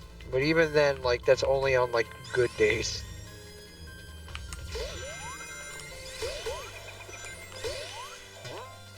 Oh, I did get this. Speaking of vegetables, I really need to eat vegetables more. That's probably also why my stomach keeps going really wonky lately, because I don't eat enough vegetables. But also, haha, junk food gopher. That's it. I don't know what I've been craving like Little Caesars a lot lately. I think ever since you mentioned it. God, fucking don't mention it to me, because now I want it again. But I think they're already closed. At least the one up near me. Yeah, they're close to my area. Because the only pizza place, like, not near me, but just in my city that, like, stays up, like, to crazy late is Domino's, because at least when it comes to, like, picking up the pizzas in store, they close, I think, around 9, 10-ish, but they actually stay open for, like, delivery until 12. But, like, God, like, I fucking love Little Caesars so goddamn much, and, like, again, like, I really want to expand my, like, my food regimen. Like, I want to eat, like, other foods than just, like, McDonald's, Taco Bell, like, Wendy's. Like, I want to try to, like, cook my own foods, or, like, hell, even if it's, like, instead of trying something new, like, even if it's just as simple as, like, instead of buying a pizza or cooking a frozen pizza, like, make the pizza myself. Like, I need to expand my palate more. But goddamn, sometimes I'm just like, I don't feel like cooking, and I have enough money. Fuck it, fast food. And yeah, it's not good for my health. And admittedly, I really do need to start eating more healthier foods. But fuck you, it's my life, and if I want to gorge myself on fast food pizza, then by god damn it, give me that goddamn greaseman. I was gonna say, Give me that. if you Give me want that little. I want that little fucker to come to my house and go pizza and just, I was gonna say, if you want to start eating healthier food, just go at a very slow pace, because if you go all at once, you're just gonna crash. No, I know. I'm gonna crash and get tired of it, and like. Also, I've considered HelloFresh and like other kind of like internet-y things like that, like Factor as well. Like, I've considered doing those. Well, I can't really get into subscription boxes anymore. Like subscription boxes like that aren't really like my thing. One thing I have considered trying to do to like expand my palate more and like getting me to like cook and do things and stuff, because like I said, I like not only do I want to like eat healthier more, I legit want to cook more, because I want to get into like cooking and like because I like watching cooking videos and stuff. And like cooking videos are one of the reasons like I want to like, same with like cookbooks especially, because I want to get like a cookbook or like write down a recipe from like a cooking video, and like it's like I want to try making this because it looks so good and I want to try it, especially like the really nerdy cookbooks, because I know that's like a weird thing to say where it's like, oh, like what got you into this specific food? Well, I got into this specific food because it appeared in this like piece of pop culture and stuff like that. It's like, like I know I'm gonna get funny looks from people from being like that. It's like, the only reason you eat healthy is because you watched like cooking like shows or like anime, or like you got a cookbook like the Teenage Mutant Ninja Turtles cookbook. It's like, yeah, but you shouldn't be judging me for that. You should be like you should be happy for that book or that media in general for getting me into that. Like, people always look at shit like that so negatively. Like, it's like, oh, you eat salads because you saw your favorite character from a TV show do that? God, like, you watch too much pop culture. It's like, like, that's what you're taking away from this, and not the fact that it literally influenced my life in a positive way? You missed that button completely. I missed it completely. Lord help me. Also, I don't get people who make fun of people for actually trying to like actively improve their health. It's like making fun of a homeless person for trying to look for work. Yeah, or making fun of a homeless person for relying on a homeless shelter for like shelter and food. Like, oh, you go there to eat and have a roof over your head? Like, just buy a house, why don't you? You know what I especially hate? Like, not even for just homeless people, but for just people in general, when they're like, wow, you don't have a whole lot of money, why don't you just go and get a job, or go and get a better job? Like, getting a job in general is easier fucking said than done. Like, I really don't want to be that guy and talk about, like, other people, but, like, I had this one friend where I did have a little bit of a self-admission that, like, I get over it, I will say. There was a switch you missed. I'm gonna start over once more. No, I got it. you didn't have to. It was right fucking there, Jay. I needed to get the rings. Oh, but Yeah. Yeah. but I had a friend where like, because he keeps commissioning art out the ass, and like I admittedly do get a little jealous about that, because it's like, especially because like me and him both have a lot of the same interests, and he keeps getting some of the art that I consider like my dream art and stuff like that, and I do admittedly get a little jealous. But I do eventually get over it, because it's like, that's really petty. But I did tell him, admittedly, like, I get over it, but I do get jealous. But there is one picture I'm still incredibly jealous over that I don't think I will ever, like, lose my jealousy over. And he straight up pulled the whole, like, well, I got off my ass and worked for it and made money card. So, like, just, like, you need to get a job and get your ass up and work. And I'm just like, okay, but, like, do you realize how easy it is for you to say that than it is to actually get a job anymore? Because, like, I still love the guy. Like, we're really good, close friends. But that just pissed me off. I'm sorry, but if people are gonna pull the whole card of, like, just get a job, like, work, like, I get it, I do, like, I really do, but just the whole get a job card really upsets me, because, like, jobs nowadays are easier said than done to get anymore. Yeah, I have a friend who's struggling to find a job on his field. Like, even if it's a job that I consider, like, oh, like, I really don't want to work at it, but I guess I have to. Like, fast food. Even getting fast food jobs anymore is, like, easier said than done.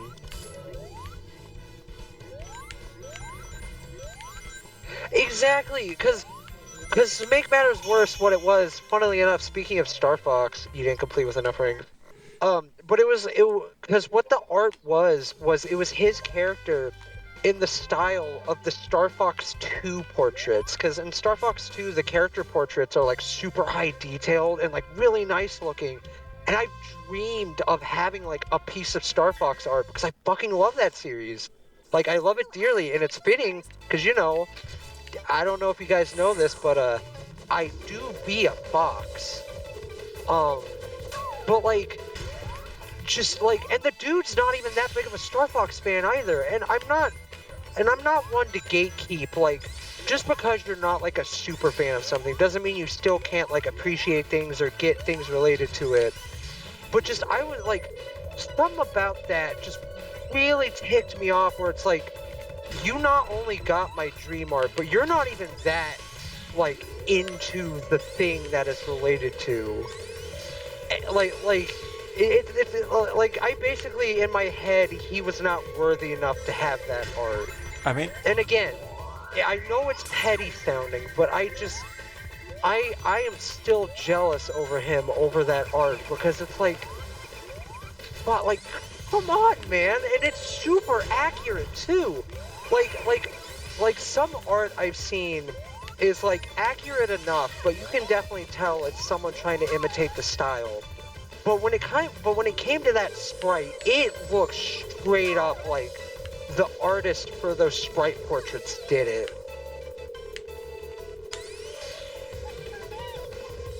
Sorry, that was the end of my thing. You can chime in now. I'm sorry. the way he said it wasn't. It could have been handled way better. He could have been like, "Hey, look, it's okay. When you get a job and all that, you'll be able to start commissioning and everything." And I'm like, Exactly, but literally because he pulled the whole like I got off my ass to work for it like card. No, like I don't like I'm not gonna DM it, Nubs, because like I said, like I tried to be as vague as possible too, because it's like it's no one you would even know, and like I hate being that guy kind of talking shit about people like that behind their backs, like especially because it's happened to me before, and like I know it's not a good feeling, but sometimes my frustrations just come out, and I do apologize, and I mean no ill will towards people I do that to, but that's why when I was talking about it, I specifically tried to be as like vague as possible and not try to give specifics, like. Yeah, like I get it. That's why you ask permission, Nubs. But still, I don't like.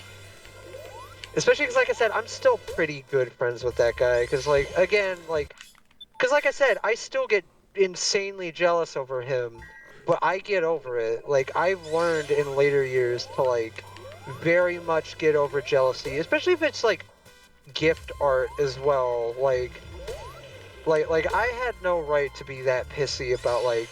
Oh, they were gifted this art, like someone else paid for it so they could have it. Like, I've definitely learned to be way less childish and petty, but like I do have moments though sometimes where like I can't help it. I have bad habits and just my brain, I really need to get my brain evaluated because my brain functions in ways that I don't understand sometimes, where I'm just like, why am I like this? Because like, I'm a 22-year-old man. I should not be getting pissy about like, oh, this person with the job got art that I wanted. Like, who gives them the right? It's like, oh, they paid for art and not like art for me. What the fuck? Like I've definitely learned over the years, because God, if you had met me as a teen, Jay, like as an example, if you had met me as like in my teenage years. Oh my God, I would have been asking for free art out the fucking wazoo, because I was that kind of petty of a kid where I was like, I'm gonna friend all the big artists just because I want to be friends with them so they'll give me free art. But I definitely learned over the years of like don't befriend them just because of that. Friend them because they're cool people, and if they happen to draw you, that's just a bonus. Don't look a gift horse in the mouth. I've dealt with too many people like that. Yeah. Way too many people like that, and I never got that vibe with you ever. Yeah, and like I said, if I do ever kind of, even if my, no matter what my brain tells me, where it's like, like I will jokingly be like, draw me, oh my god, draw me doing this. Like, it is always in jest, and if you do happen to actually draw it, that was your choice. But like, no matter how hard my brain tells me, even if I say it in jest, my brain's like, no, you were actually being serious. I am never that serious about it anymore. If I am like, Jay, draw me doing this, now draw me doing this, it is always just as like a joke. And it's always like, even if I am being somewhat serious about it, I'm not being that serious about it because I do want to get enough money to eventually pay you. It's like same with same with the friends who just draw me for free and like take my requests. Because there's one friend in specific who he loves keeping himself busy, and he will just be like, "Hey, I feel like drawing. What do you want me to draw?" And like, I know, like, he's the type of person where he's like, if I won't draw it or like can't draw, like, I will always let you know. But it's like, and he's like, you never have to pay me back for any of it and yada yada. But I'm the kind of person where it's like, fuck, they're being kind to me, so I have to pay them back like just as equally. Mhm. What was it? I mean, yeah, as a teenager, I had a lot of issues going with me, like, really bad. A lot of them are insecurity, which I'm still dealing with right now, but I'd say that I'm way better than I was before. No, yeah, like, especially because, like, I did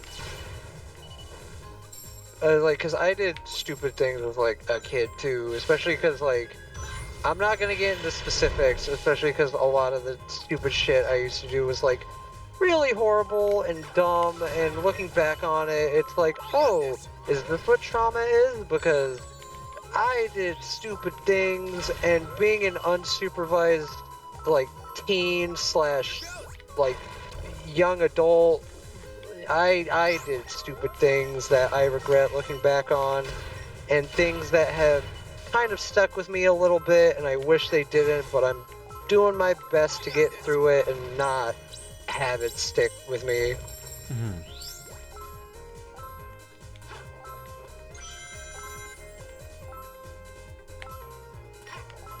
But fuck. Oh. Sorry. Yeah, you're fine.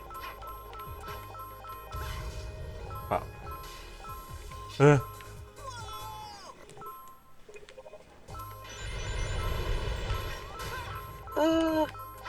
What can I talk about that's not... what's the topic I can move away from the kind of sad stuff from? Penis. Legos. Lego. I like Legos a lot. Are we talking about, like, the Lego Star Wars game you wanted to play again? Or was it just the regular Fuck, Star Wars wait. game?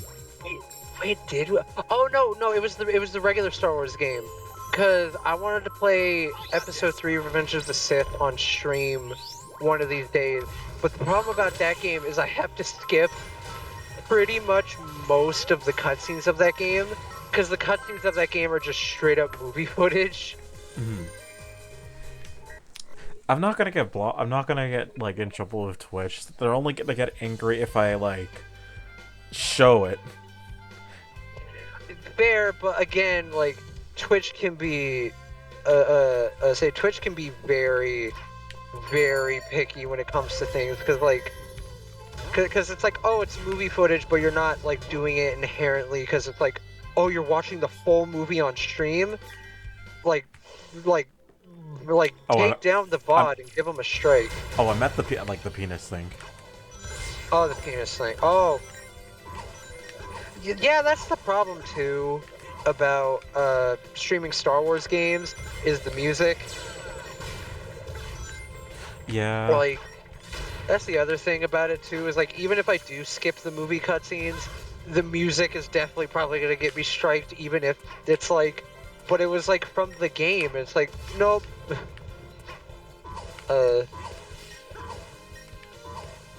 Because to give Kingdom Hearts credit, like, at least Kingdom Hearts has, like, that warning of, like, it is completely fine to stream as long as you're not streaming it for the sole purpose of like just streaming the music, because the music is hella copyrighted to hell and back, especially because some of it is licensed Disney shit.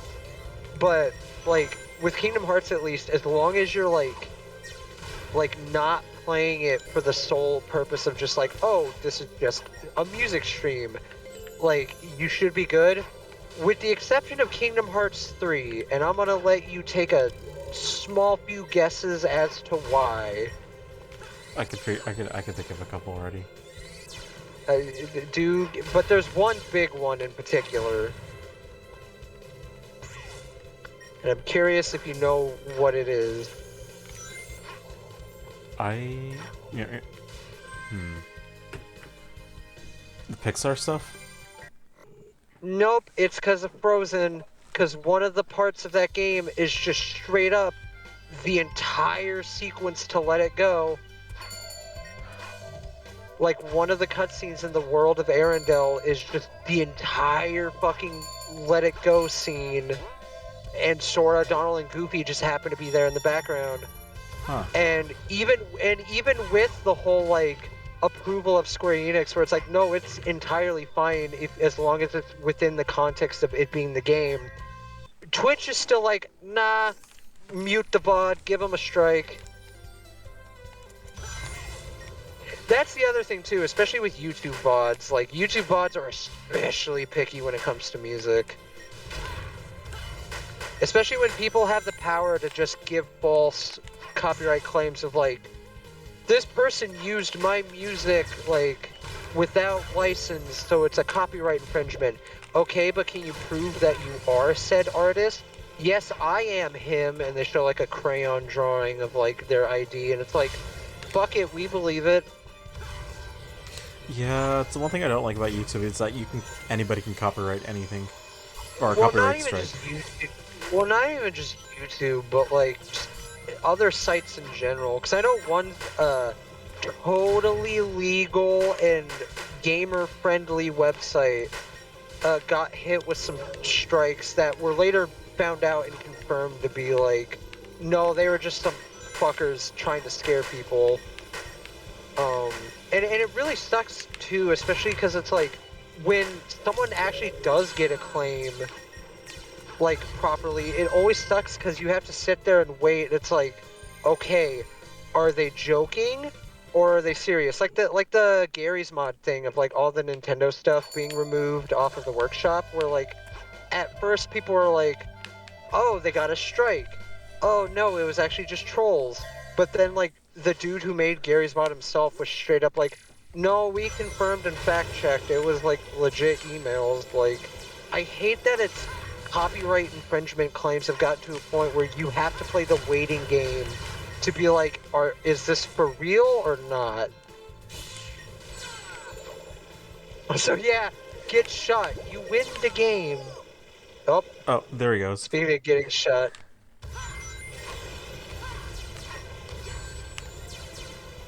I love moments in games where you have like task failed successfully. I've had a couple moments like that before in some games. God damn. You really like being a target, don't you? A target for these nuts. Ha! Oh my god. Okay, I just randomly, I was binge watching a bunch of, you need to calm the fuck down, mister. I know Sonic's all about going fast and shit, but like, Jay, you sometimes need to take the platforming slow. Okay. That's something I never got about people's complaints with Sonic 2, is like, where it's like, oh, you go fast, you have such like, this big sense of freedom. Oh, there goes my ping. I'm gonna wait a second. Okay. But like, that was one of the things that always confused me about like people complaining about Sonic, where it's like, oh, you have such like a sense of speed and freedom and yada yada, but then you have to slow the fuck down and do some slow ass boring platforming. It's like, yeah, because it's precision platforming. Would you rather do the platforming while running around like a fucking coked up rat. Like, of course the platform is gonna be slow for a reason, like, because if you're going too fast, you're gonna be flinging yourself all over the place. But going back to like a random tangent, I was watching a bunch of Rebel Taxi videos again earlier, and I was rewatching one of his old videos of like the Christmas specials and shit, and he talked about the Christmas special from Rugrats All Grown Up, and there's a bit that still fucking catches me so off guard, because the whole plot of the Christmas special is that Chucky starts feeling really guilty about like stealing this like Christmas tree that he didn't realize, like, oh, like it was gonna get used, it wasn't being thrown away, so I just stole this Christmas tree. So he starts taking out his like frustration on like the holiday and capitalism and stuff. And there's a bit where he's at like the mall with everyone, and fucking Phil and Lil, like Phil's just like what's with you, Chucky? And then fucking Lil is just like, I've never seen you like this. It's kind of attractive, and it catches me What? so off guard, because I'm just like, whoa. Like, I get it, they're teenagers, they're like, you know, discovering themselves, but it still feels weird hearing a childhood character favorite of mine tell the other childhood favorite character of mine that them being angry and rageful is kind of attractive. What Like was that, it catches me so off guard. You know what I've been watching a little bit of here and there lately? As Told by Ginger. Because I heard... Oh yeah, in the sequel series, Bitch Got Told by Ginger. You know where I was going with that. I know. But I love when we share the same brain cell. Because I heard it's pretty much what Rugrats All Grown Up wasn't. Or should have been. Yeah, it was what all... Yeah. Because I get why All Grown Up, like, wasn't the way it was. Because it's Rugrats. It's still got to have that, like, Rugrat level of, like, shenanigans and stuff, but... Oh, man. Oh, dude, slow cooking is such, like... Oh, it's torture. Like, dude, when my dad slow cooks shit, I always go out in the kitchen to make my food, and I'm just like... I smell his food cooking, and I'm just like... Fuck, man, like... God, it's making me even more hungry. Especially when it's food I don't even like. Like, if it's some shit like, or like when my brother cooks, especially, like when my brother's, like, cooking rice. Like, I know rice doesn't exactly have a smell, but to me it kind of does. So when I, like, smell the rice cooker going, I'm just like, I don't even fucking like rice, but god damn, it's making me hungry for rice. Dude, rice is fucking delicious. It's more a texture thing for me. I really don't like the texture of rice. The moment it's in my mouth, I start fucking gagging like horribly. So what kind of foods do you actually... Oh, I mean, foods do you prefer? Let's see. I will say I have like the taste and palate of like a 5-year-old. So a lot of my tastes are limited, but like I like fruits. I like apples. Grapes are my favorite. Bananas are really good. I like ham sandwiches. I like peanut butter sandwiches. Pizza, ramen, burgers, chicken, burritos. And that's kind of it really that I can think about. But I have wanted to like... expand my palate to like other foods too, because I know one of the ones my brother kept telling me about was like, if you like pizza, you'd really like lasagna. And it's like, yeah, I get, like, I know, it's just, it's one of those things where it's like, I want to like find the right way to try it, because like, I remember when I tried like, okay, this is, call me blasphemous, but again, I was a kid, I didn't exactly eat a whole lot of different foods, but I didn't try spaghetti until I was like 18, 19, when I was living at my sister's house. because she was making spaghetti one night. And I was like, fuck it, I'll try spaghetti. And like, I like spaghetti, and I know I would like spaghetti. But the problem was, spaghetti my sister made specifically just, it sucked. It was not good. And I remember I remember telling my dad, like, I like the spaghetti, but it's just, I don't know. And then my dad was like, no, I understand. It's not the best, but like, you'll try a good spaghetti one of these days. And like, that's kind of the thing I'm scared about, especially if I make it myself, is like, I want to try other foods, but I'm really scared that like I'm gonna try like a lasagna, but it's gonna be a lasagna that's like not the best, and it's gonna like turn me away from trying lasagna again, like, because I have that habit of like, this tasted horrible, therefore I'm not gonna try it again. I mean, I guess part of it is just being able to try, is always trying is getting to try different variants of it. Yeah. Cause Yeah. what was it? Oh god, raid! Oh, Derpwap just raided with 62 viewers. holy shit! Hey Waffle. Holy crap! Oh, hey Bacon Pets. But continue, but woo. I'd Also say continue with the with trying food, I'd say go slowly on it. What was it? Naka no, of course, yeah. I'll give an example. I've never had ramen before until I was like in my 20s. Like actual ramen. And Naka and a friend of ours took me to this like ramen place that's near where we were. And they heard that it was like really good reviews. I was so hesitant to try it because I didn't know if I was gonna like it or not, and I didn't want to waste money because at that time I was kind of tight. Yeah. So I try it. Or like Naka's like, okay, how about this? If you don't like it, I'll pay for it. If you do like it, you're paying for it. So I'm like, okay, I try it, and holy shit, it was like the best ramen I ever had. And unfortunately, it's the best ramen I could find so far that I like. Damn. But yeah, it made me want to open up to try other things because for example, I was afraid of trying curry. I was afraid of trying Vietnamese food. I was afraid of trying like pho, all that. But now I love all of it. There's some that I like more than others. Like I don't like this pho with as a soup, but I like their rice dishes. No, yeah. Speaking of rice, because like I said, it's more a texture thing for me.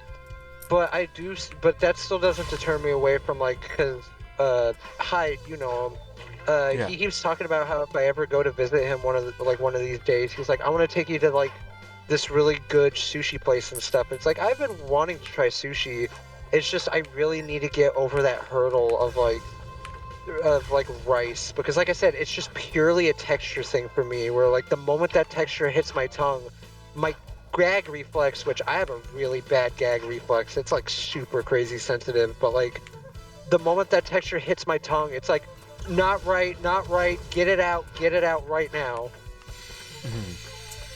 Also, so like, welcome everybody. yeah, sorry, we were kind of on a food tangent, sorry. Like, we know you're there, it's just we tend to talk a lot.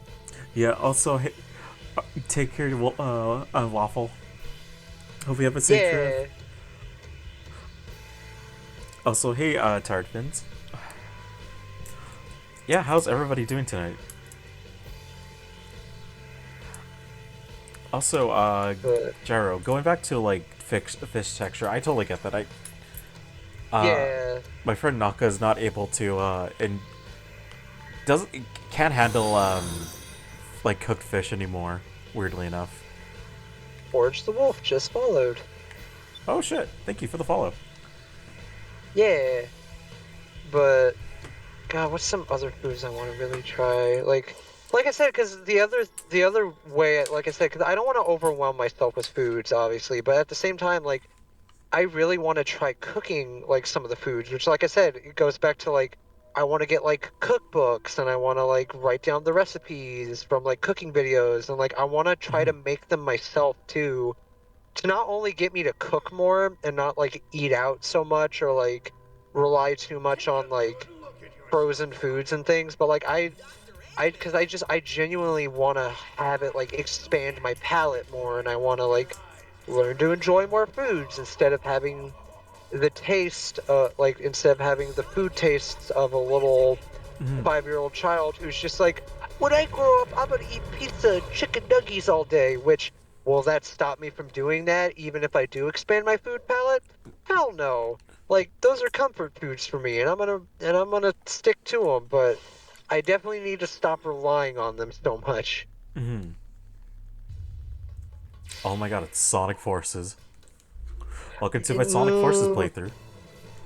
no, it's Sonic 2. It's the Death Egg. It's I not. I'm making a joke. I know, but me being a big Sonic 2 fan, that really. Mm, Yeah.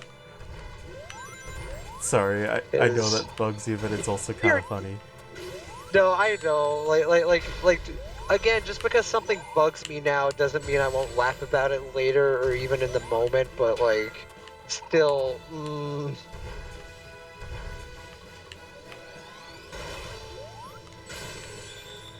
Oh, oh god, I'm getting cornered. Yeah, because you're not There we really go.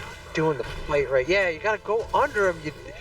When a big enemy jumps and you can't hit anything on the front part of it, 9 times out of 10, that's a telltale sign that when it does its jump, you kind of need to, go behind it. There we go. Dude, no, like, Chaotix isn't yeah, Chaotix might be considered bad by classic standards, but like I think even by classic standards, it's still a very good game. Like Chaotix fucking rules, and I wish they would port it, cause like not only is it stuck on the 32X, which is something you never want to be, like it's also like incredibly expensive and incredibly expensive and shit. And I wish they would do a modern port of it. And according to Christian Whitehead, he apparently had a prototype of like a mobile port working, but then Sega was just like, no, no, no, you focus on these other things for us. Wait, really? Which like I know about Three yeah, and yeah, Knuckles, but not about. yeah, because apparently, yeah, he planned on trying to get like a prototype working of Chaotix alongside Three and Knuckles. But when Sega shut down the 3 and Knuckles prototype, they were like, no, no, no, we want you to focus on, like, other things for us instead. So they kind of basically shut both of those down. And when they did Sonic Origins and they said, like, Whitehead's team would be working on that, I was super excited. It's like, now's finally the chance to, like include Chaotix and, and then, like, they didn't include it, and it's like, okay, I guess that makes a little bit of sense, but, like, no biggie, they announced like DLC for it, so maybe they'll include it in the DLC with the extra games. And then they didn't, and it still like confuses me because it's like that game really deserves a re-release and like a better chance because like it's got problems, yeah, but it's still like not that bad of a game as people thought it is. People look at that game and it's like it sucks, like yada yada. Most of the issues with that game is just because it's on the Sega 32X. Yeah. Like, in my humble opinion, that is the full reason why that game is considered bad, is because it's stuck on the 32X, and like the 32X has its own issues in terms of like getting it to work and function too. Also, sorry if I keep interrupting whenever you want to chime in. I legit do feel bad because, like, No, you're good. oftentimes, I know, but oftentimes I legit do feel like I steal the show here, and I really don't mean to. I mean, Because you this are is my your co-host. stream. I know I am the co-host, but I was literally about to say I'm the co-host. I'm not the main, like, attraction here. I mean, it's a That little hard for too. it's a little hard for me to talk when I'm gaming too, but I get that. Like, it's hard to multitask where it's like you're so focused on one thing that's hard to do another. But yeah, I do it like that is something like Chaotix does need if it does ever get a re-released. Like it definitely needs like the physics needs fixing and yeah, dude, the soundtrack in general, like Evening Star and like During the Summer obviously is like the go-to for people, but like that whole soundtrack's got some bangers. Underrated pick. I know it's not a very popular pick, but for some reason the song is literally just called it's just called Take a Break. Mhm. And that song, for some reason, to me, it's such a vibe for me that I really like it. I think I figured it out. Oh Yeah, God, me too. why can you talk but the other one can't? Both of us. I heard. Especially because Classic Places Tales, and I don't think memories ever from our talks, past. Yeah, I mean, We're traveling except for through like time and OVA, but like space. that's entirely different. what was it? How did this happen?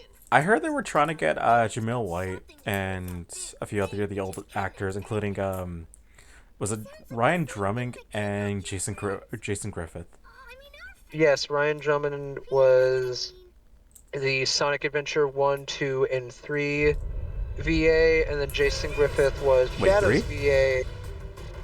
Or 3, I meant Heroes, sorry. I mean, Heroes was originally going to be 3. I mean, it pretty much is 3, but Sonic fans don't like to admit it. We need to Because whenever people are like, Sonic Heroes was technically Sonic Adventure 3, they're like, no, no, because X, Y, Z. And I get their reasons, but come on, it's basically Sonic Adventure 3. And Sonic 06 is Sonic Adventure 4. Mm. But those Sonic fans aren't ready to have that conversation yet. Dude, if Heroes gets a remake, please, because I love Heroes so goddamn much. But it's got some real bad physics, like physics problems. I actually I both want a remake of it, and I plan to do Sonic Heroes in the future, like straight up 100% it. Oh my! And I'm going to Well, record myself pulling my hair off because you want to know yeah, something sad. because of the fucking. Well, first off, the chaotic stages, and secondly, Team Dark stages. So I'm But gonna tell you continue. something. Before I got my new computer, and during COVID, I played Sonic Heroes via emulation. So Mm-hmm. I got A ranks on Team Sonic, Team Shadow, Team Rose for every stage, and except for Team Chaotix, I just could not get it Yeah, right, and I gave up because the sad thing is I was about like 10 emblems away. yeah, like the chaotic stages are fucking hell. I love Heroes so goddamn much. It is literally, like I said, it is my third favorite Sonic game, period. But like, I still haven't gotten to the chaotic stages yet because I still have yet to be Team Sonic because I don't have the time or room to like have my GameCube set up 24/7, you know? Mhm. But every time I talk to like Zach, for example, or like other Sonic fans, they're always warning me about like you will not like the chaotic stages. And I'm like, what do you mean? It's like you know how you are with like these types of things, right? I'm like, yeah, it's like that's pretty much what the entirety of the chaotic stages are, and like I have been mentally preparing myself for those stages for years now. And I really hope people are just exaggerating, but from what I've heard and kind of seen, not really. They're about on the same level of like, no, they really are that bullshit. They're not bad for they're not bad for the first few times, or first few stages, but it just gets. Well, yeah, because it's the first few stages. They're meant to like lead you into like, hey, this is how they work. Oh, I got hit by a car. That was standing.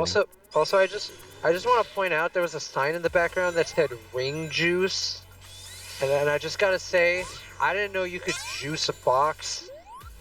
There's Chow Gelato. Oh God, It's probably just a no. brand. Yeah, but it's really funny to think about it. Like, oh God, they made it out of chows.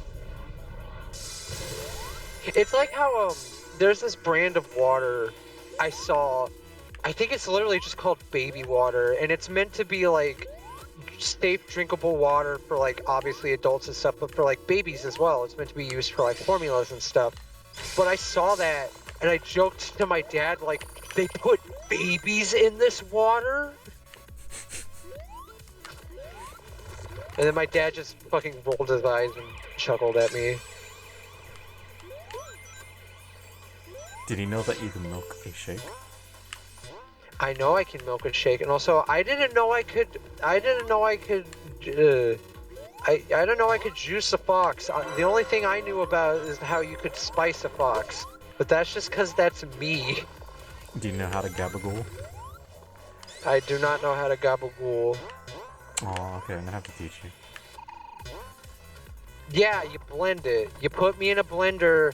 Well, no, you have to put me in a coffee grinder, and then it grinds me up into a nice fine spice powder. But then you taste it. Oh And my it's god! Like, why does it taste like mint? Yeah, it's like his name is Paprika, but he tastes like mint for some reason. Oh, that's what the green. Why? That's what is. That's why he's green. But speaking of spice, I fucking watched Dune Part 2 recently. Oh my god, I fucking love Dune. I never thought I would get into it, and then I watched Part 1, and I was fucking hooked. Because Part 2 had just come out in theaters, and I was like, you know what, I'll watch Part 1 to see what all the hubbub's about. Like, why do people like this so much? And then I watched it, and just like the fucking Danny DeVito meme, I was like, I get it now.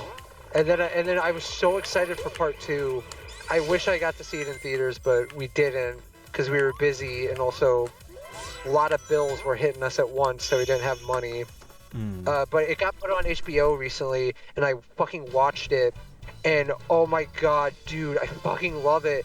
But just like the first movie, I'm so fucking pissed off at the ending because I get it. Dune was a very long book. And of course, the movies are going to be split up into parts, but part 2 ends, cause part 1, like, was so good, and then it ends, like, right when shit gets so cool and interesting, and then part 2 just leads right in, right after part 1, so it's immediately interesting, and you're hooked, and it's so cool and awesome, and right when shit's getting, like, grandiose and crazy, and it's like, oh, yada, yada, yada, a thing is happening. I'm like, yes, yes, and then it just ends. And it's like, I get it, like, it needs to hook you. But I'm still so pissed, because it's like, right when shit is getting so cool, it just ends. And now I have to wait another 5 fucking years, or whenever the director's gonna complete the script for Dune Messiah. And like, to give credit where credit is due, I respect the director because he straight up said that the Dune Messiah script is basically ready, but he doesn't want to rush it because Hollywood has a tendency of rushing a film's quality, like, because of release dates and things. Like, he is straight up like, I will do this, like, third movie and, like, maybe even the rest of the stuff in this franchise if you literally just let me do shit at my own pace, which is what Hollywood in general needs to do for a lot of, like, projects, because if you want something to be good, let it cook. And also, too many cooks spoil the dish, too. Like, quit firing people and, like, mandating rewrites and everything, like, give the director a budget and just full creative reign and permission and just little to no release date. Like I get it, things need to be released and things, like, mandates do need to happen, but like so many projects I feel like could have been so much better if they weren't just pumped out like a fucking slop factory. Like, I love the MCU movies, and I'm kind of biased to them because I'm a fucking Marvel nerd. I love Marvel, like, a lot. Like, my dad got me into it, so I love them a lot. And I kind of have a bias towards them, and, like, and I agree, like, a lot of the movies could have been way better than what they were if they weren't just pumped out so fucking monthly. And thank God they're in talks of like slowing down and like releasing like one, maybe two movies tops a year. And I'm thankful for that. They're finally listening to those criticisms. But Yeah, because it's like, there's I will say you first. I think I'm trying to think of. Oh wow, I died. Okay. Oops. I I get turned off by like superhero movies because of the cinematic universe like thing going on. Yeah. Not because of like I don't like the idea. It's just more of like I get pushed saturation, and a lot of people push me to be like, okay, if you want to watch a movie, you have to watch all of like 17 of these movies first in the specific order. Yeah. When I just want to, take a look at it. And I get that. And I get that too. I get that a lot. And with some people, I'm always like, because there are some people like Zach, for example. He wants to watch the Avengers movies, and he means like just the Avengers movies, and stuff like that. And at first, I was kind of like, well, we should probably watch like some of the other movies so you can at least understand a lot of it. And then I kind of realized, like, wait, I've seen these movies way too many times, in fact, that I can basically memorize the key points he needs to know. So what we can just do is watch the fucking movies, and if he asks a question about something, I can just fill in that gap for him. And like that doesn't mean like he doesn't want to watch the rest of the Marvel movies, but like as of right now, he has his priorities of what he wants to watch, basically. I gotta watch. That too. There's a lot of things I gotta watch, especially with Naka reminding me about it, because I'm just like, yeah, I'll watch it, and it's been like 4 years, and I'm like, yeah, I'll watch it. Fair. But with the MCU itself, it is pretty self-explanatory for the most part. There are some things where it's like, yeah, you kind of needed to watch this to like have some things make sense.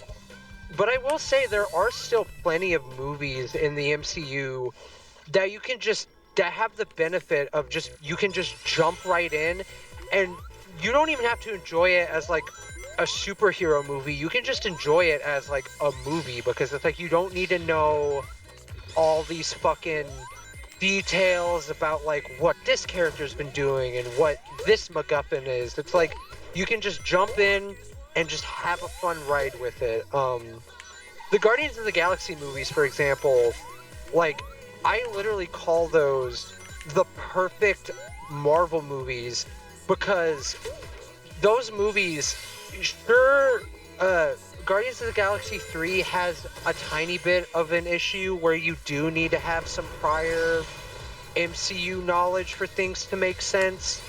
But for the most part, like, the only real reason you need to watch the other Marvel movies is, like, just kind of to reward yourself for being, like, they talk about something in the movie, and it's like, oh, I know what they're talking about because I've seen XYZ, stuff like that.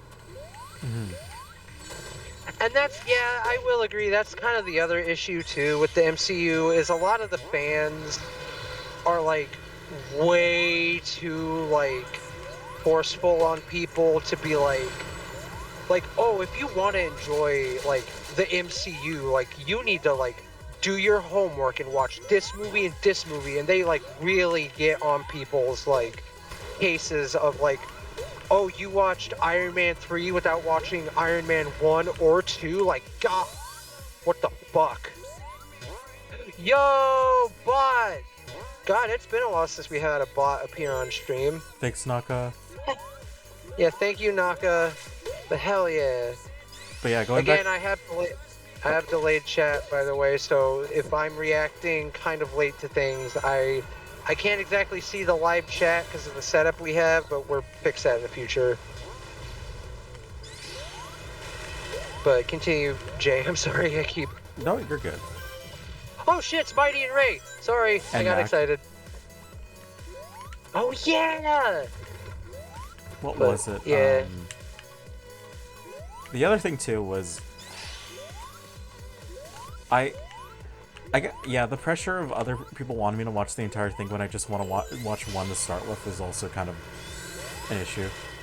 Though I feel bad Exactly. because I'm And also kind of like that, but I'm trying to become more no, self-aware. no, no, exactly. And like, I've learned to respect people's choices about like Marvel movies. Like, I will still have that like little like schoolboy mentality of like you ever have that mentality where it's like someone like someone makes fun of Pokemon, for example, and just something in your brain clicks where you revert back to like that child in you where it's just like, no, Pokemon's so cool, and like you basically will go back to like the schoolboy argument of like, hey, this thing you like sucks, and you basically like revert back to a kid of going like, no, it's not, like stuff like that.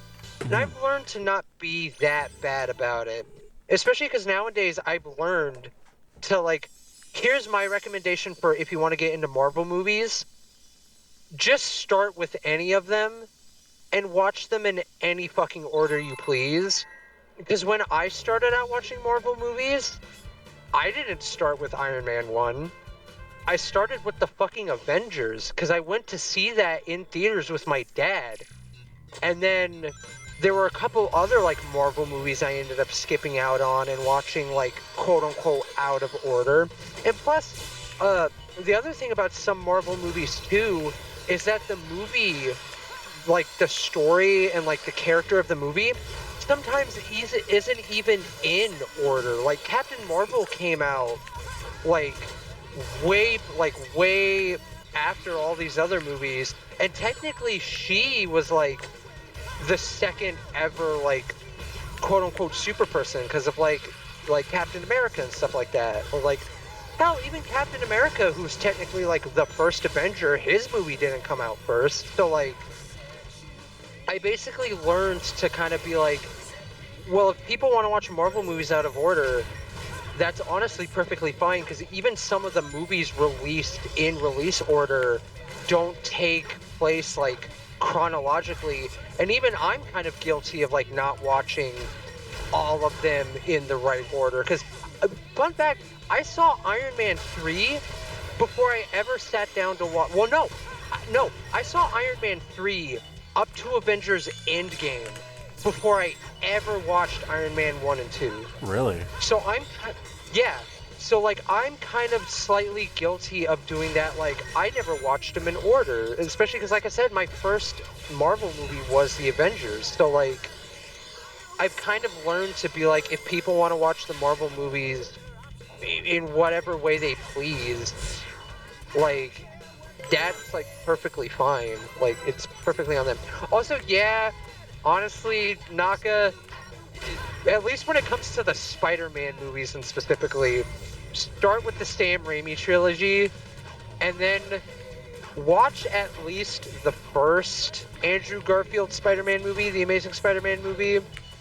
Because second, you don't, like, The Amazing Spider-Man 2, you don't really have to watch, but if you just want to watch it, kudo, bonus points to you. But, like, when it comes to the Spider-Man movies, at least, I will caution people to watch the Sam Raimi trilogy, watch at least The Amazing Spider-Man 1, and then you can watch, like, the Tom Holland, like, MCU trilogy, because,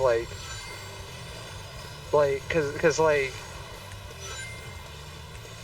just because that third Spider-Man movie in the MCU trilogy is a lot, and it's so much cooler if you like have seen all the Spider-Man movies. Like, not to spoil, even though it's been out for a bit, and that whole spoiler thing has kind of already been talked about, but like I will say, Spider-Man No Way Home is way cooler if you've seen the original Sam Raimi trilogy and The Amazing Spider-Man. I was gonna just say this. I think this is like one of my favorite stages in the game. Honestly, yeah, Yeah, that too. If you literally just watch the Spider-Verse, like, you get pretty much a majority of the Marvel.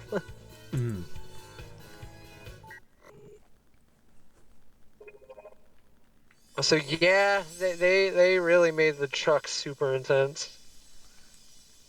Yeah, it's. We'll compare it to when we go back to when we do Sonic Adventure, the 3D Sonic games. It's Boob the Bat! I don't know why, but I thought you were gonna say something different. And her voice actress in this game, which is her replacement voice actress for all the other games, is not a good person, but that's a topic for another day. Uh-oh. Anti-vax and racist, that's all I'll say. Did Uh. not intend for that to rhyme. Uh. Yeah, and it sucks too because there's an anime that she also did voice acting in, and she voice acted my favorite fucking character in it. It's really hard for me to look at that character the same way anymore, and it's like, man, because I get the whole separate the art from the artist like thing, but sometimes it's really hard to do that, especially if said artist is like as morbid as it is. It's really hard to separate art from artist when said artist is still alive. Yeah. Or I don't know. Nah, I get you. Also, I never cared about the actor unless they did a bad job. Well, you're in luck because with Sonic Dream Team, that like Apple Arcade game, her voice acting as Rouge in that game is like, are you playing Rouge the Bat or are you playing Rouge the Bat as seen in some furry porn commission? Because for some reason, Rouge the Bat in Dream Team, she just moans up a fucking storm in that game. Like, I get it. Rouge is kind of meant to be like the suave, seductive type, especially with her being like a spy and whatnot. But like Rouge is, like I said, Rouge is a spy detective, not a porn star. I mean, I technically can play Sonic Dreams. Sonic Dream Team, really? Yeah. Oh shit. Wow, you have Apple Arcade? Oh god, oh god, oh no! There. Yeah, like, yeah. Yeah, the water physics are not good. I think I'm gonna download the Yeah. It's why we have patches. Exactly, like, thank God for modding communities, and like I said, that's the other pro I will give PC gaming. Like, PC gaming has a lot of pros, but in my opinion, I'm still sticking to consoles because I have my reasons. Because one of the big pluses for me was like with console gaming is I don't always have to worry about like, will this computer be able to run this game because it doesn't exactly have the latest hardware and all that. Like, with a console, all you have to do is just like, is it to the latest update? Yes. Okay, then you can play it. What was it? I was gonna ask, what's your favorite stages from Sonic Generations, even though they're basically, you know.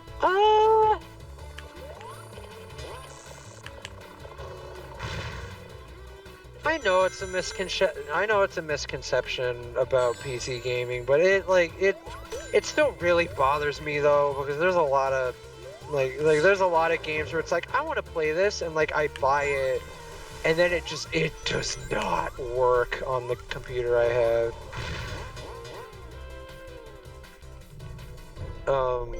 But what is my favorite Sonic stage from Generations? Planet Wisp is real fucking fun, but that's just because Planet Wisp in general was a fun stage anyway.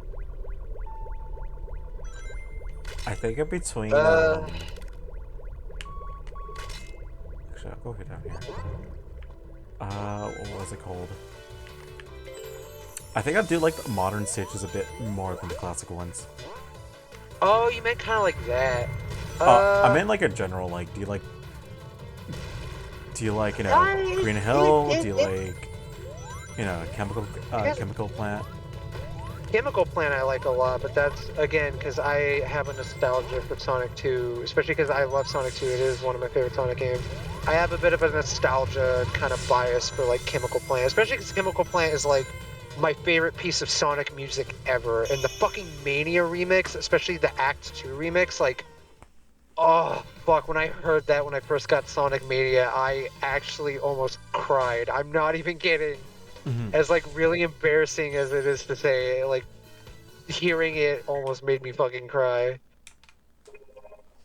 I think Speed, Highway, and I think the Dreamcast era stages are like my favorites. Oh my god, yeah, rooftop run. That stage also fucking rules. Oh, 'Cause, the OG one is like both of them yeah, are so good. and the fucking music. Oh, speaking of embarrassing Sonic music that makes me cry, uh, fucking Endless Possibilities, the main theme song of Sonic Unleashed. That song, you put that song on, and I will start fucking crying because I don't know why it hits me in like a spot. It hits me directly in the heart, somewhere in the heart that just it hits me in an emotional place. Same with One Way Dream from Sonic Frontiers. That song just it brings a tear to my eye, but that's for different reasons. That's because I remember I read about like the reason they made that song and how like when that song was like released they're like, "Oh, like this has a hidden message for Sonic fans." And then when asked about it, they revealed that the quote unquote hidden message is that the song is basically about like Sega themselves and like Sonic fans themselves, like, and then like listening back to the lyrics and like the passion put into like the vocal and like the singing, it's like yeah, man, like this is what Sonic is all about. Like it's like literally the lyric that sticks out to me the most is "I'm a spark that won't go out." Like yeah, like as long as Sega is still willing to do Sonic stuff, and even if they stop doing Sonic stuff, there's the Sonic fans. Like as long as Sonic fans still exist, Sonic is definitely a spark that will never go out. Like no matter what hardships the franchise, the companies, the fans go through, it's ah. I mean, have you seen how much Sonic has gone through from like the last 30 years? Yeah, like, and just like, yeah, exactly. Frontiers was basically their Fire Emblem Awakening of like, let's do like, I like, the thing with Fire Emblem though, like, Fire Emblem Awakening was meant to be kind of like a little bit of a last hurrah of like, hey, let's see if people still like this franchise, and even if they don't, like, that's fine, but at least it like, it got a new game that like, and that's all we could ask for. Also, can I say I love this like callback to the racing sections? Yeah, and Heroes were like, yeah. And also, obviously, like, from the racing games, too, but mostly because in the original Hero stage, there's a little car they go in. But with Frontiers, Frontiers was definitely a step in the direction of, like, let's experiment with letting the American side of Sega develop things, or at the very least, let's try to collaborate with, like, the American side of our company, and, Yeah. yeah. That too, yeah. Like Awakening was also full of like its continuity and callbacks of like, hey, like this happened, and like it's nice to have continuity and callbacks and things. But another thing about Sonic that someone pointed out to me that is one of the reasons I still enjoy Sonic to this day is that don't try to fit Sonic into a continuity timeline. Like, trying to fit Sonic into a timeline of like, oh, like this is where Sonic starts, this is where he is now, here's the in-between, here's all the continuity, and here's what's canon and not. Like, if you just look at Sonic games as Sonic games, it's way more enjoyable if you just don't try to connect the dots all the time. And if they happen to connect the dots, then that's fine. Like, they're allowed to do that. But don't try to constantly do it, because obviously it's going to contradict itself constantly, and like... When that thing goes through time, it tears space apart. Exactly! Ian Flynn fucking rules. I know Weird white limbo. Ian gets praised to hell and back, and like, he has his writing flaws. Space. I've But been for the most part, Fucking Ian rules, man. I don't care if people are like, oh, people are fucking his dick too much, and his writing is bad, actually. It's like, no, it fucking isn't. His writing rules, man. He understands the characters. He knows how they work and how to use them. I'm just sick of people just like harassing the team. It's at the point where they're like any people working for Sonic is just like are now like fighting back about it or talking back because they're just getting really frustrated over it. Exactly. So Sonic fans are never satisfied. Challenge impossible.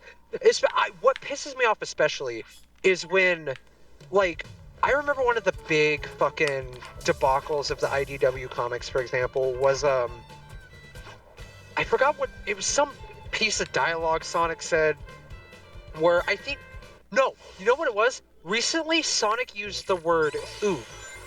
Like he just casually like used the word "oop" and whatever. And that just fucking pissed Sonic fans off for some reason, because they're like, he wouldn't fucking talk like this. Like, why does he talk like a cocky fucking, like, piece of shit millennial teenager? It's like... I never got that. I never got why people like, that's literally Sonic's character. Like, he's meant to be cocky. He's meant to be, like, kind of young and naive. Like, he's cocky, like... And it's like... It especially pisses me off, too, when people are like, oh, people don't understand Sonic's character. It's like, no. I'm pretty sure the people working on, like, Sonic would understand the character. Because I'm not saying it hasn't happened before where it's like, they have people working on a piece of media where they don't understand the character. I'm not saying that's, like, out of the realm of possibility. But nowadays, especially, Sega has such a tight-knit, like, team that, like, really understands Sonic's character too. Yeah, I mean, it's honestly it's Archie, Sonic, and Sega, just and Kender's literally fucking up everything. Yeah, and like, oh, what was the other thing I was gonna talk about?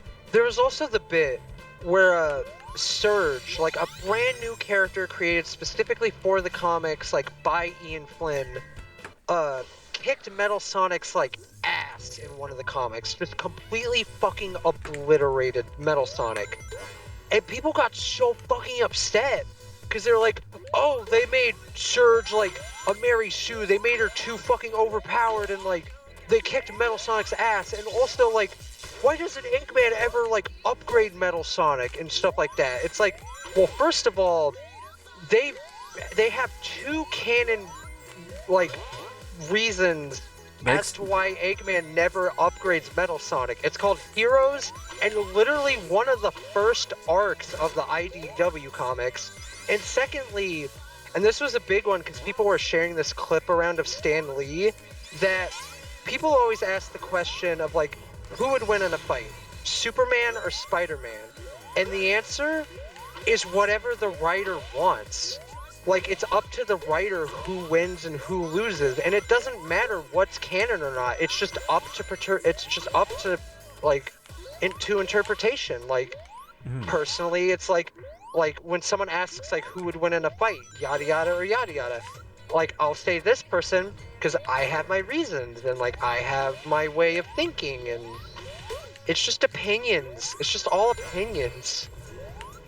That too, Metal Sonic just gets his ass whooped to hell and back anyway. Even when he was upgraded and he like outgrew Eggman and was like, I'm the superior and yada yada, like he still got his fucking ass whooped. Like,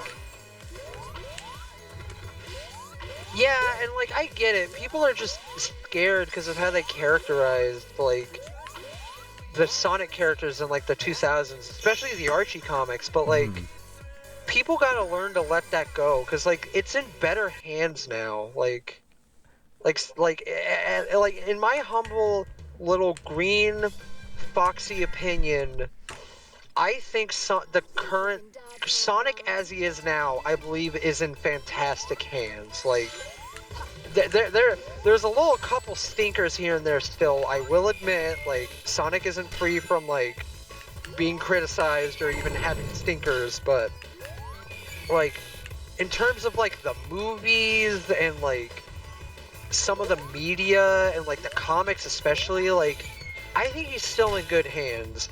The games, I'm still a little pissed off about Dream Team being Apple Arcade exclusive, because who the fuck uses Apple Arcade? And I'm a little kind of sad that that upcoming Sonic game is a mobile game, because I'm not much of a mobile game guy either, but like, I get it though. It's like, it's a market they wanted to tap into. Like, I know an untapped market when I see one, but still, to me personally, I'm just kind of like, especially with Sonic Dream Team at least, I'm like, could you like at least port it to Switch? Because I know some Apple Arcade games got ported off of Apple Arcade to Switch. Hell, not even just Switch, like consoles and PC in general. Like, I know, I believe it was the third Steven Universe game was Apple Arcade exclusive for like the longest time, but that actually got freed off of Apple Arcade, and now it's like on like Switch and PC and stuff. They still haven't ported like the very first Steven Universe mobile game to anything other than mobile, which kind of sucks, but at least the other two games are like on other platforms. Yeah, like I trust, especially because Sega, like after Frontiers, or I think it was either after or even before Frontiers, Sega was like, we hired someone to like fully keep like Sonic in check. Like, we have people now who are like, they basically just remade Sonic Team again. Was they like, we have we have people to keep Sonic in check. It's Sonic Team, but specifically for Sonic, because Sonic Team was made because they were like, the people making the Sonic games were like, hey, we want to make games other than Sonic games.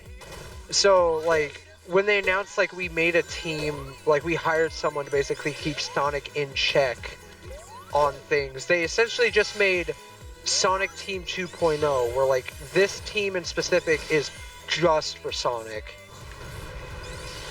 I will say though, they even it's more on Sega's part, but they've been doing a lot of great things, but there's a couple things that they kind of they're still not getting. Cause what was it? Not Sonic Forces, but Sonic Superstars had some stuff that was meant to some story stuff that got cut or never implemented. Yeah, for some reason. Because Ian talked about it, not like in high detail, but he was still a little vague about it. Also, yeah, no, I'm not saying exclusivity is a bad thing though. Like, I really don't, because like obviously exclusivity still needs to be a thing, because because exclusivity like allows people to like try harder about people getting to their platform. Because if there was just one box that played anything, then companies wouldn't put as much effort into their like games as like they would normally. But because of exclusivity and stuff, it's like it basically creates friendly competition, and I get that.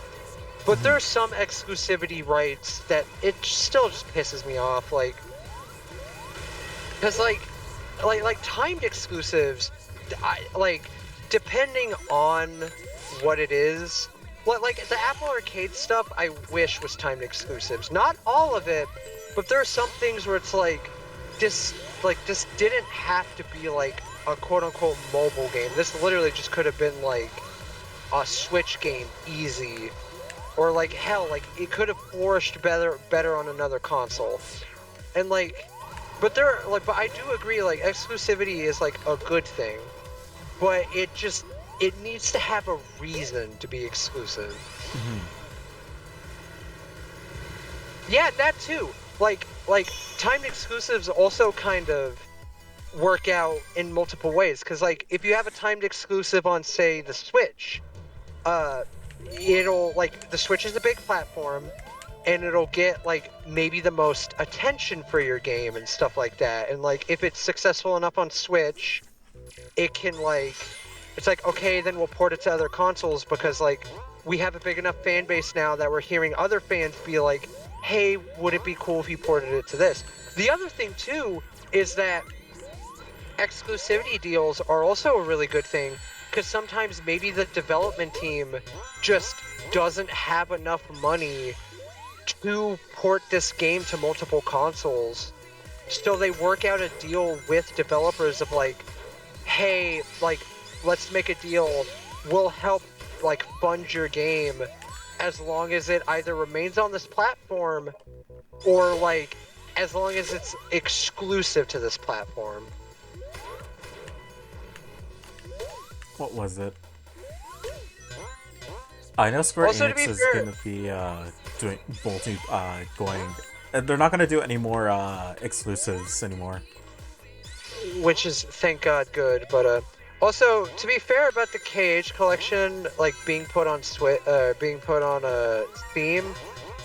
the KH collection was already on like the PS3, and then it got ported to the PS4 with some like much needed fixes because the PS3 versions have like a lot of issues that weren't apparent in the original games, like just in those collections. But like, so the Kingdom Hearts collection has already basically been like pretty much like well advertised. So like it being ported to the other consoles was just like one of those moments of like, oh yeah, finally. Especially when it came to like Dream Drop Distance and like the other games that were exclusive to things like Dream Drop Distance getting like a proper console port was like real nice. And like I fucking wish 358 over 2 days and Recoded got proper fucking console ports too, because like I get why they probably did just the cutscenes, but like at least in terms of 358 over 2 days, watching the cutscenes is not the same experience as playing the game. Like I've played the game and like, god damn it, I'm pissed they only just did the cutscenes. Like that game could have really have fucking benefited from like actual console controls. Same with Recoded. Recoded could have benefited so hard from like actual proper console controls and not just the DS D-pad.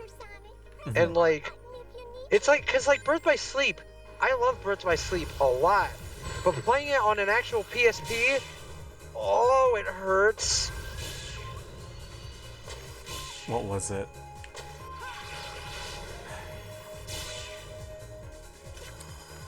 No, I forgot. It's gonna. Well, actually, no, I Sorry. remember.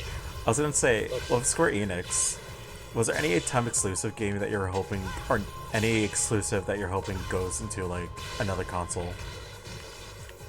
Because I overheard one of the rumors for the Switch 2 was Final Fantasy VII Remake.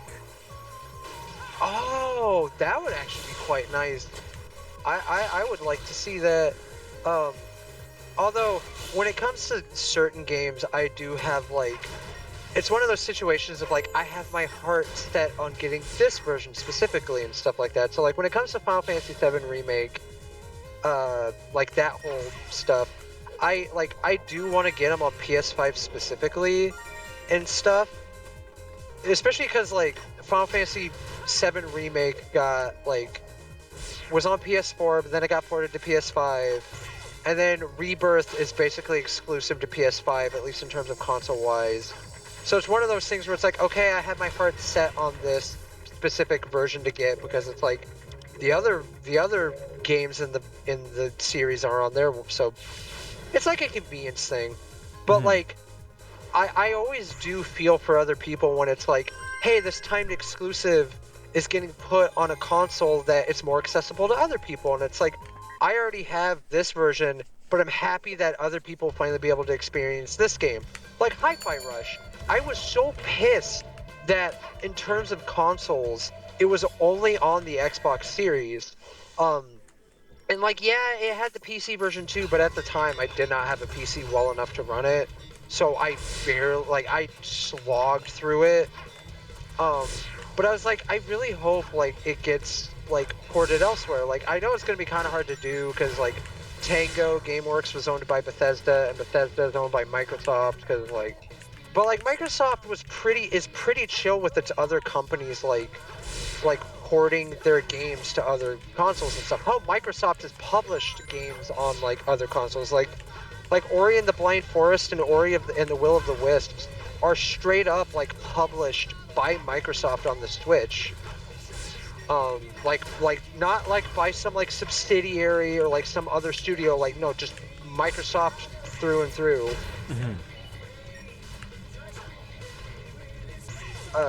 So I was like always hoping like with Hi-Fi Rush it would get like a PS4 port or a PS5 port and a Switch port, and it was rumored for a long time that it would, and it got the PS5 port. And then Microsoft went and fucking shut down Tango and a bunch of other of the Bethesda studios, and yeah, that I'm still bummed that they were already pitching a sequel and that got canned. yeah, they were pitching a sequel and it got canned, and it just got ported to PS5 too, and they announced that it was getting a physical release, and like even Zach, poor sweet innocent Zach, asked me like, "Is Hi-Fi Rush getting put on Switch?" And I was like, "No, because the company got shut down. Remember?"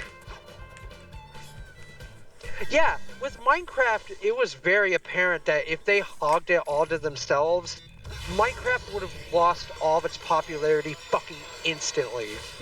Like they were smart in keeping Minecraft like pretty much their like with base Minecraft, with the exception of them doing the whole like Bedrock and Java thing, like at least with Minecraft, like Minecraft main Minecraft, they're very hands off with it. They're just like, hey, you want to put fucking Minecraft on like the new 3DS? Go for it. You want to put it on the Wii U? Go for it. You want to put it on the fucking whatever upcoming piece of hardware?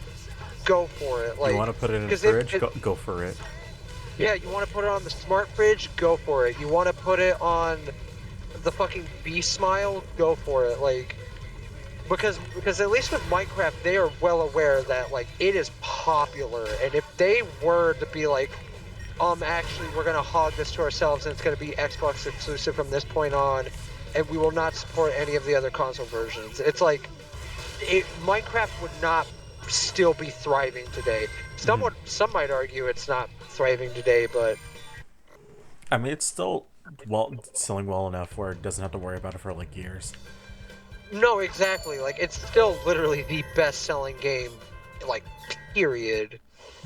But, and I get it, yeah, like, some would argue, fair, I guess development would be slow because of Microsoft, but still, though, like, you get my point, though. Like, Microsoft is very hands-off with Minecraft in terms of, like, the exclusivity stuff of, like, they basically bought Mojang, and then they were like, we basically own you now, so, but you're still free to basically do what you want. Which is still weird to me. Which is still weird to me, though, because, like, at that point, Mojang, why haven't you just left like Toys for Bob did? Because Toys for Bob, I'm so fucking glad they left Microsoft, and, like, they were allowed to leave Microsoft, because that has people theorizing that there is a possibility that Toys for Bob still technically owns the license / rights to the Spyro and Crash games. So there's a high possibility that we might get another fucking Spyro and Crash game without Microsoft fucking everything up and just closing down Toys for Bob. I thought it was Activision doing more of it. Okay, Activision owns Spyro and Crash. Like, they own them, like, outright. But Toys for Bob was basically a part of Activision, but since they left to go indie, some people still believe, though, that, like, they're buddy enough with Activision still to be like, hey, do you think we could borrow these guys?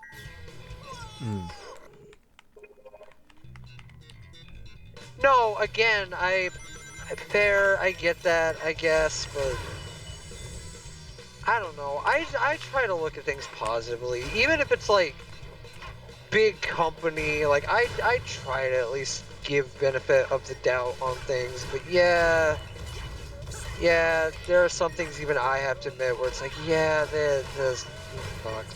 Yeah. Me still waiting for Nintendo to localize Mother 3. Oh my god. Fucking, I saw a meme earlier where it's Nintendo to Mother 3 fans outside of Japan, and it was just a fucking Cartman Land commercial. Best part is, you can't come! Especially if you're standing cow. What was it? Is there any game that you would like to see in the future, like, either come out, or just... I guess, in a general sense, like... I was saying, in terms of like, do you mean like, hey, this finally gets localized, or like, hey, this finally gets like a new game in its franchise, or like just kind of a general broad of like, what would you like to see? Honestly, both. Uh, And I'd say that's it's for kind of everybody else who's listening. yeah.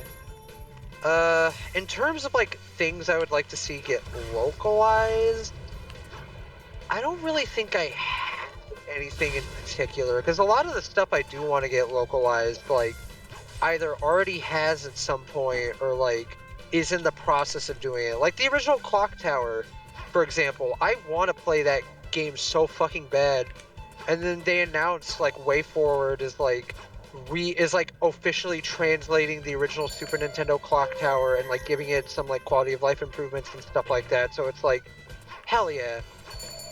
Um, but in terms of like games I'd like to see happen, I want another fucking no. Okay, well, I do want another Parappa the Rapper game, but it sucks because Nananda Nunsha hasn't really done anything in a long time. But another game I would like to see, I want another fucking Gitaru Man. Mhm. I fucking love Gitaru Man. It is one of my favorite rhythm games I've ever fucking played, and all it got was a PSP port, and that's it. And the fucking Parappa people and Gitaru Man people were working on like a game. It was Project Rap Rabbit, together, but then that got shut down quickly, which fucking sucks because it's just like, oh. Well- Yeah, also more character creator MMO games would be fun, and another Sonic Riders game would be pretty fun. Did you see the mod people made for the Sonic Free Riders? Yeah, where you could finally fucking play it with actual controls. And people are like, wait, this is fun. Yeah, and then the people realize like, hey, this is pretty decent. It's like, yeah, it's almost like controls in a game matter. It's like I mentioned before. It's like Star Fox Zero, where like the controls aren't as bad as people say it is, but I feel like if it didn't have that control, like people would have realized like, hey, this actually is pretty decent. And speaking of games that like, if people just like sucked it up and just got used to the controls, but like I do like get what people mean by like the controls are fucking wicked and wild. Kid Icarus Uprising, Oh yeah, no. fantastic. Yeah, fucking fantastic game. In my humble opinion, the best 3DS game ever made, and it's my favorite 3DS game ever made. But its fucking controls, oh my god, it holds it back. It's just what I'm surprised it never got a Switch port. No, exactly. Especially because Sakurai was like kind of teasing and rumoring, like, I don't know, maybe it'll happen. Maybe I do have the desire to eventually port it. Yeah, he's like, oh man, I wish that somebody, some person would make this game, with HD and with, twin sticks. Because he straight up said that, and I'm just like, No, literally, and I swear to God, I think he even did his little like wink, wink, nudge, nudge of like his like blink, blink, like he had that Sakurai look of like, I'm kidding, except for that I'm not kidding. I Also, no, Naka, I would 100% agree that the controls held Kid Icarus Uprising back for a lot of people, because every time I hear people talk about Kid Icarus Uprising, they're like, oh yeah, it was like such a fun game. But I watched someone play it though, and I'm always like, why? And it's always for the reasonable reasons of like, I didn't have a 3DS or I couldn't afford a 3DS. It's like, that's reasonable. And even the controls, like I said, are pretty reasonable, because they're like, it's just the controls. They're just so like out there that like it definitely held it back for a lot of people, in my opinion. my problem was that my hands cramped after playing like an hour of it, and I wanted to play more of it. That too, but I will say, what 3DS model did you play it on? The OG 3DS. That would do it to you. It is a whole lot more comfortable on an XL. But like, the only problem I had with the controls is, I don't know if you know this, but this is a Paprika fun fact. I'm Yeah. left-handed, Oh. and Yeah, and I don't know if you know about this, but when it came to like certain DS or 3DS, like even some 3DS games, left-handed people were kind of an afterthought.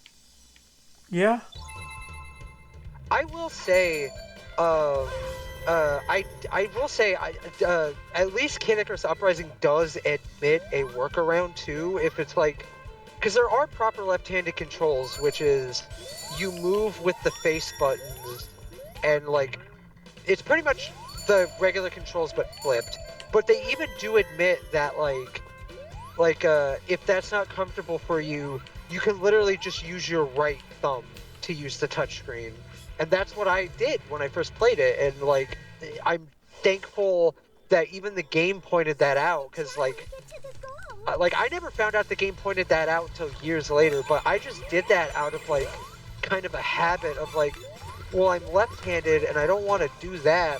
What if I use my right thumb for the touchscreen? And it's like, I'm thankful I did that because it has been my favorite 3DS game ever since.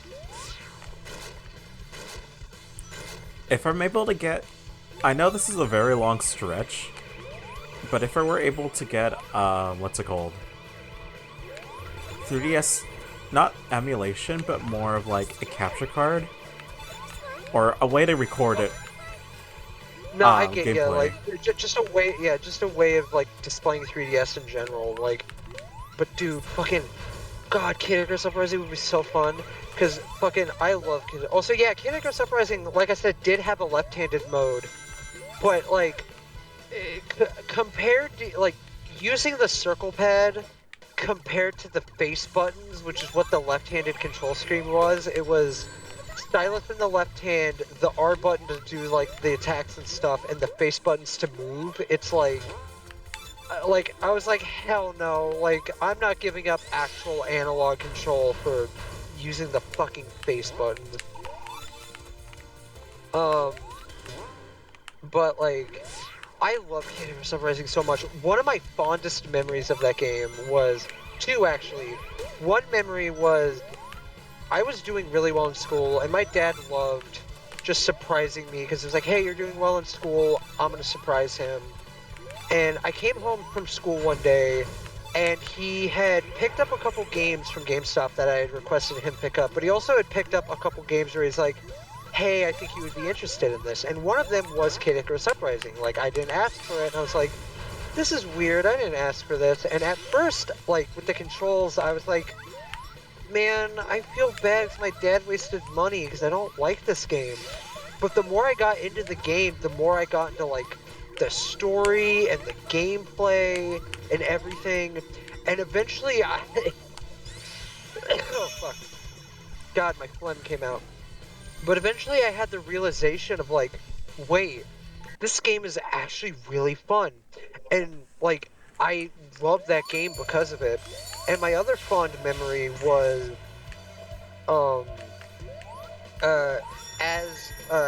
was playing, this was back when it was cool to play the 3DS in public. I'm not saying it's still not cool to play the 3DS in public, but this is when it was like, the 3DS was still the hot new thing, and I was playing it, at a Dairy Queen, because me, my dad, and my brother were getting food, and I was playing Kid Icarus at the Dairy Queen, and I had just beaten Medusa. Like, this was my first time, like, I had gotten to that chapter, and I beat her, and I was like, yeah, I beat Kid Icarus, but it, like, I was kind of disappointed that it was short.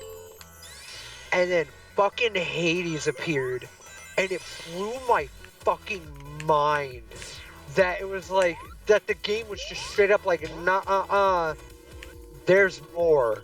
And that was my first time in any game experiencing that, of like, it's like, oh, you thought you beat the game? Huh. What was it? I think my first experience... No, actually, I gotta think of what my first experience of the kind of game it was. But yeah, when I saw that, I'm like, that kind of fell short. And then I was super surprised when that happened. I'm like, but I'm also like, sweet, more chapters.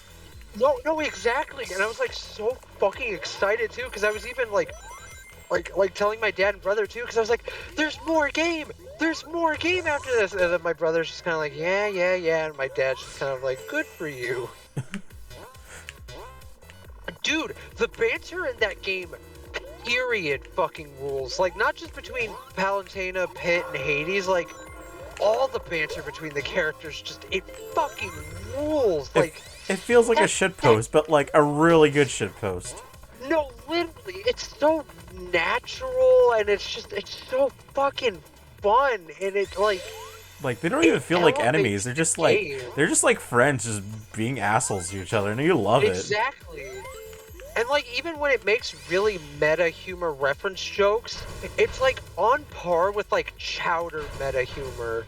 Like when they make like a reference or like some fourth wall breaky joke, it doesn't feel like poorly written or like very like it doesn't stick out. It just feels like a natural part of the dialogue. Like, oh yeah, just they're fully aware that Super Smash Brothers exist, or that the Kameidos look like Metroids because like Kid Icarus and Metroid actually shared DNA with each other.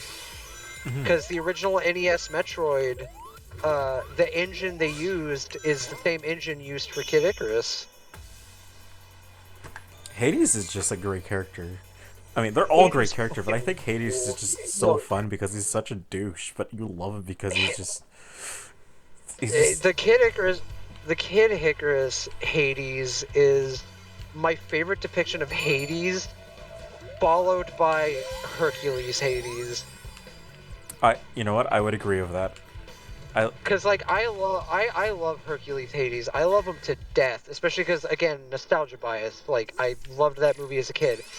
After experiencing Kid Icarus Hades, I'm sorry, but there's a new fucking Hades in town, and like his name is Hades.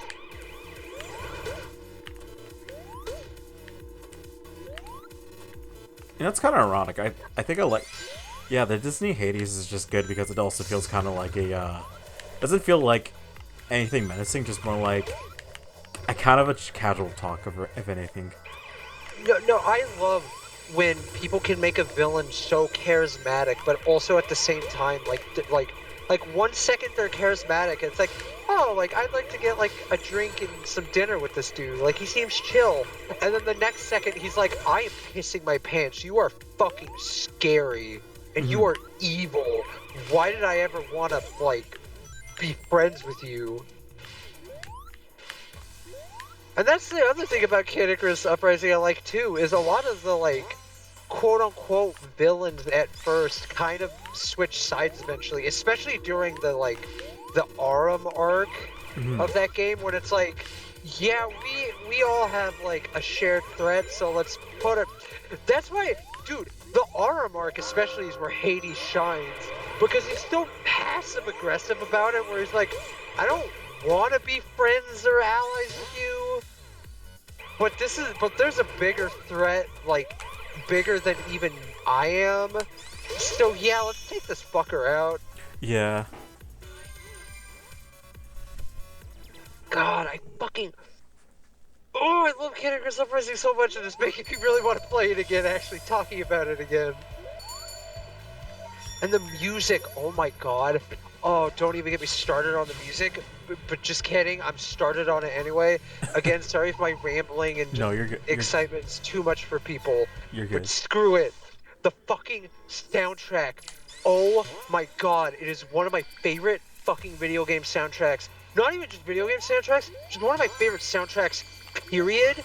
And it's weird name out of context, but my favorite fucking song from that game is Little Girl's Theme.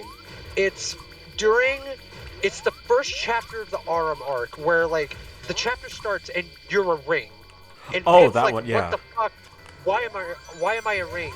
And then the little girl like puts on the ring and stuff, and like the song that plays before it transitions into like the more kind of upbeaty version when you're like the dog or whatever, like the version that plays while you're like wandering around as the little girl is so atmospheric and calming, and just like it sets the energy of like the confusion and like it sets you up for like you're a ring, and Pit like slowly figuring things out of like, okay, like remain calm, like this is crazy, but this isn't the craziest thing that's happened to you. And then when the little girl trips and then the dog picks it up and it transitions into like the more energetic like version of the theme because you're a dog now and you're figuring more and more out about like, hey, what's happening and like yada yada. Like it's just, oh fuck. But like again, just that variation of when you're the little girl and it's just soothing and calm and just fuck, man, just It just like hits music soundtrack. It just hits all Just so well, music's, right? yeah, it's so perfectly atmospheric to me, and it tells such a great story of like where Pit's like current headspace is in, and where this little girl's headspace is in too, and like just the current vibe of like, okay, I'm a ring, I'm controlling this little girl. I don't know how long I've been out for, but things seem okay for now. Like, it's so good, and I love soundtracks. And soundtracks can be very impactful on me. I'm not saying I'm one of those people where it's like, oh, like, a soundtrack's a soundtrack, I don't really pay attention to music. In, like, movies, TV shows, or games or whatever. Like, I do pay attention, but it takes a special something for it to really get my brain to be like, yeah, this made an impact on me because of like XYZ and stuff like that. And like original scores and stuff, hell yeah. And I'll make an argument for licensed tracks too, because like if a licensed track is used in like a good storytelling way, like the Guardians of the Galaxy movies are a good example. Like when a licensed track happens, like that's impactful to me. Like it get like they use the licensed track as not just like, hey, licensed track for the sake of licensed track. Like it's used for like kind of a impactful purpose, or it's used to like set a mood. Cause especially because I love listening to music. It helps me like get into moods a lot, and it like helps calm me down, and it keeps my like brain from getting too like because if I don't keep my brain like at least a little busy, I start getting kind of sad because it's like, well, I'm not doing anything, so what's the point? So like, I basically just get sad if I don't listen to music. So like I love when people use licensed tracks to like set a mood and like and things, because that's what I do, especially after the Guardians of the Galaxy and like Stranger Things and stuff. Like I will literally listen to some of my music and be like, God, I could picture like a scene where the song could be used in and it would fit the vibe like perfectly, because yada yada. Like I love when music can be so impactful to people and just like make people feel moods and things. Like Dune, going back to Dune for another example, the scene where Paul rides the sandworm, the music in that is just like, it gives me chills. I love it.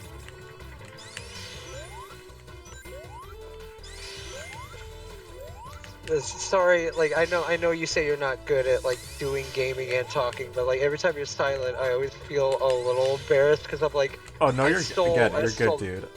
I know, but it's like I stole the spotlight again, didn't I? No, don't say that. Come on. We're No, I know. We're partners on I this. know I know, but I try not to be a hog too, because I like people. I like getting your opinion too. Like, and that's the other reason I get flustered too, when it's like I get so passionate about something and no one really has anything to comment on or say, and they're just like, I was gonna oh actually yeah, say, totally. for me, I feel like soundtracks can make or break a game for me. Yeah. And then sometimes the soundtrack can be so good that it gets me interested in something that I'm not generally like interested. Because I will say that I wasn't interested in. I was not interested when Undertale came out until I heard the soundtrack, and then when I heard clips of some songs from it, I'm like, yeah, I need to play this game. I want to see what's up. No, Yeah, funnily enough, that's how I got introduced to Undertale too, because I had heard about it because of the good old Tumblr, YouTube, and another site which I won't talk about, but but the site involves one letter and three numbers. I'll let you figure that out. But I was always like, I kept seeing it everywhere, and I'm like, God, this seems to be really popular. What's all the hubbub about? And then I heard one of the things about it was like, oh, I heard the soundtrack is like fucking fantastic, and I was like, I'll give it a couple listens. And I listened to the soundtrack, and I was like, wow, these songs rule actually. And then at the time, because I didn't have like the money and I didn't even know what it was on, I thought it was like, because it was only on PC as well, and like again, I wasn't much of a PC gamer. But like, I was like, you know what? Like, I'll at least watch a playthrough of it, and I did. And then afterwards, my brother's girlfriend at the time overheard and was like, "Hey, were you playing Undertale?" And I was like, "No, I was just listening to the music." And she was like, "Oh." I was like, "Yeah, because I don't have it." And she was like, "Oh, I have a copy of it," because because even she admitted she kind of felt bad having to pirate it, but she pirated it because, again, she also didn't have money for it, but she was desperate to play it, basically. But she was like, but she did admit that, like, when she did get the money for it, she did properly buy it, but she still had that, like, pirated copy for me. She was like, hey, I could, like, put it on a USB drive if you want, I could bring it over, and you can play it sometime. And I was like, yeah!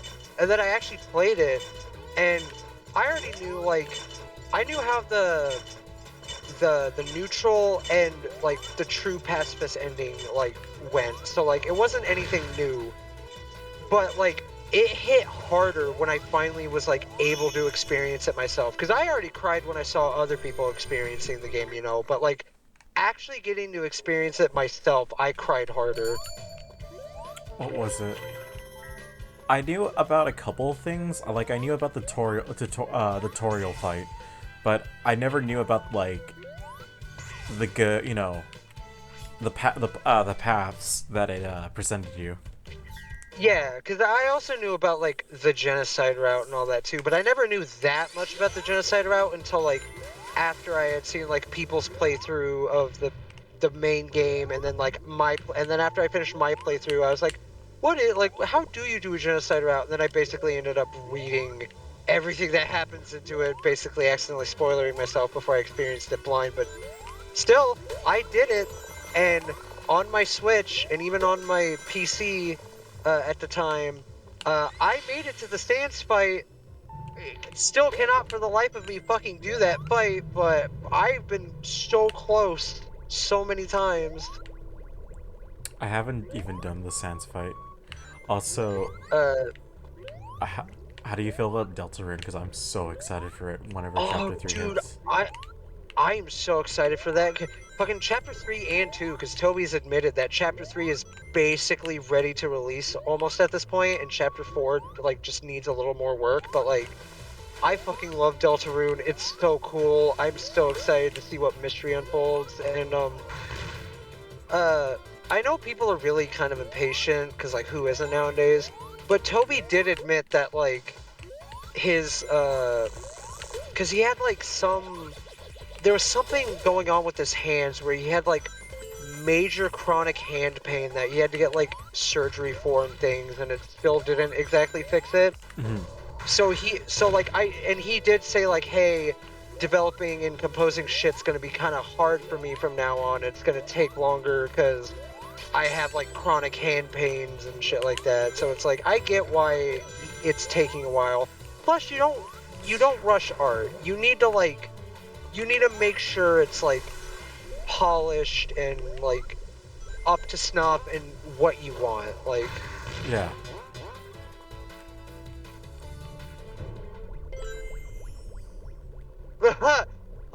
yeah. Yeah, that's... As I feel bad for saying this, but I kind of did that too, but I kind of stopped when I got really mad at me about that. And again, ever since then, I try not to backseat. Yeah, same. I would say I try not to backseat, but I just have a real bad habit of being like, Like, I'm one of those people where it's like, this is a weird, like, example to use, but like, it's like when I played Five Nights at Freddy's for the first time. And like, this was back when it was like brand new, so like, of course people playing it on like YouTube wouldn't know how the game works or the mechanics or like anything about it, because it was new at the time. Mm. And it was even new to me, so it was one of those things where it's like, oh, I get it now and I know how the game works. Years later, looking back at some of those videos, for some reason, because of my backseat gaming habit, I just have this nagging voice in the back of my head of like watching Mark play through FNAF 1 for the first time and just not understanding how the game works, and me just kind of low-key yelling at the screen of like, you weren't supposed to do that, you idiot, didn't you know? And it's just like, brain, this happened years ago. It's a time capsule. Of course he didn't know at the time. Hmm.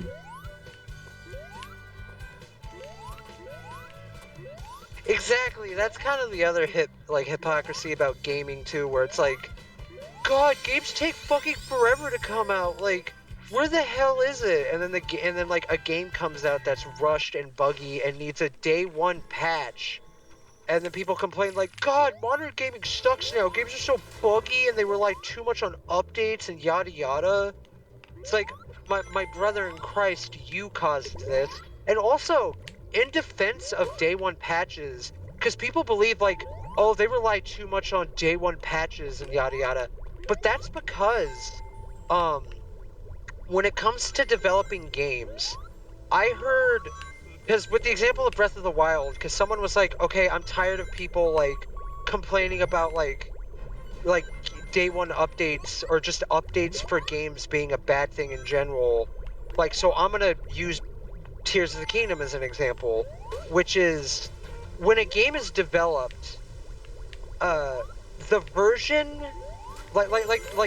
there's deals between developing a game and manufacturing like a cartridge or a disc, and 9 times out of 10, the build that is put on the cartridge or the disc, it's the complete game, but it still needs like polishing, or like maybe they want like to like add in more things or like develop more things. So the defense is like Breath of the Wild gets completed. The manufacturing starts and the game starts getting printed on the cartridges. But since they have enough time to like still develop things, it's like, hey, why don't we go back and tweak this up, polish this up, add this in, like, yeah, gaming like updates for like games are both a blessing and a curse, because yeah, companies maybe do rely on them a little too much, but like in defense of like at least day one patches, it's like, would you rather have a game day one that worked with the update, or would you rather like just play a game that's a glitchy, buggy mess like immediately? I don't know. I'm fine with day one patches if it like actually basically irons out everything. When it becomes something like Scarlet and Violet or Yeah. Cyberpunk, then that's kind of where I'm like, eh. Well, in defense of Cyberpunk, though, at least they were rushed. Like CD Projekt Red was like sadly very much rushed because it was the higher ups, especially like because the development of Cyberpunk didn't even because CD Projekt Red had to split their team up a little bit because they were still working on like Witcher DLCs and stuff. But like proper development of Cyberpunk didn't even begin until the Witcher team was basically done with like, you know, finishing The Witcher 3. So like in defense of Cyberpunk, it was pretty rushed because the higher ups were like really pushing them to be like, hey, where's our game?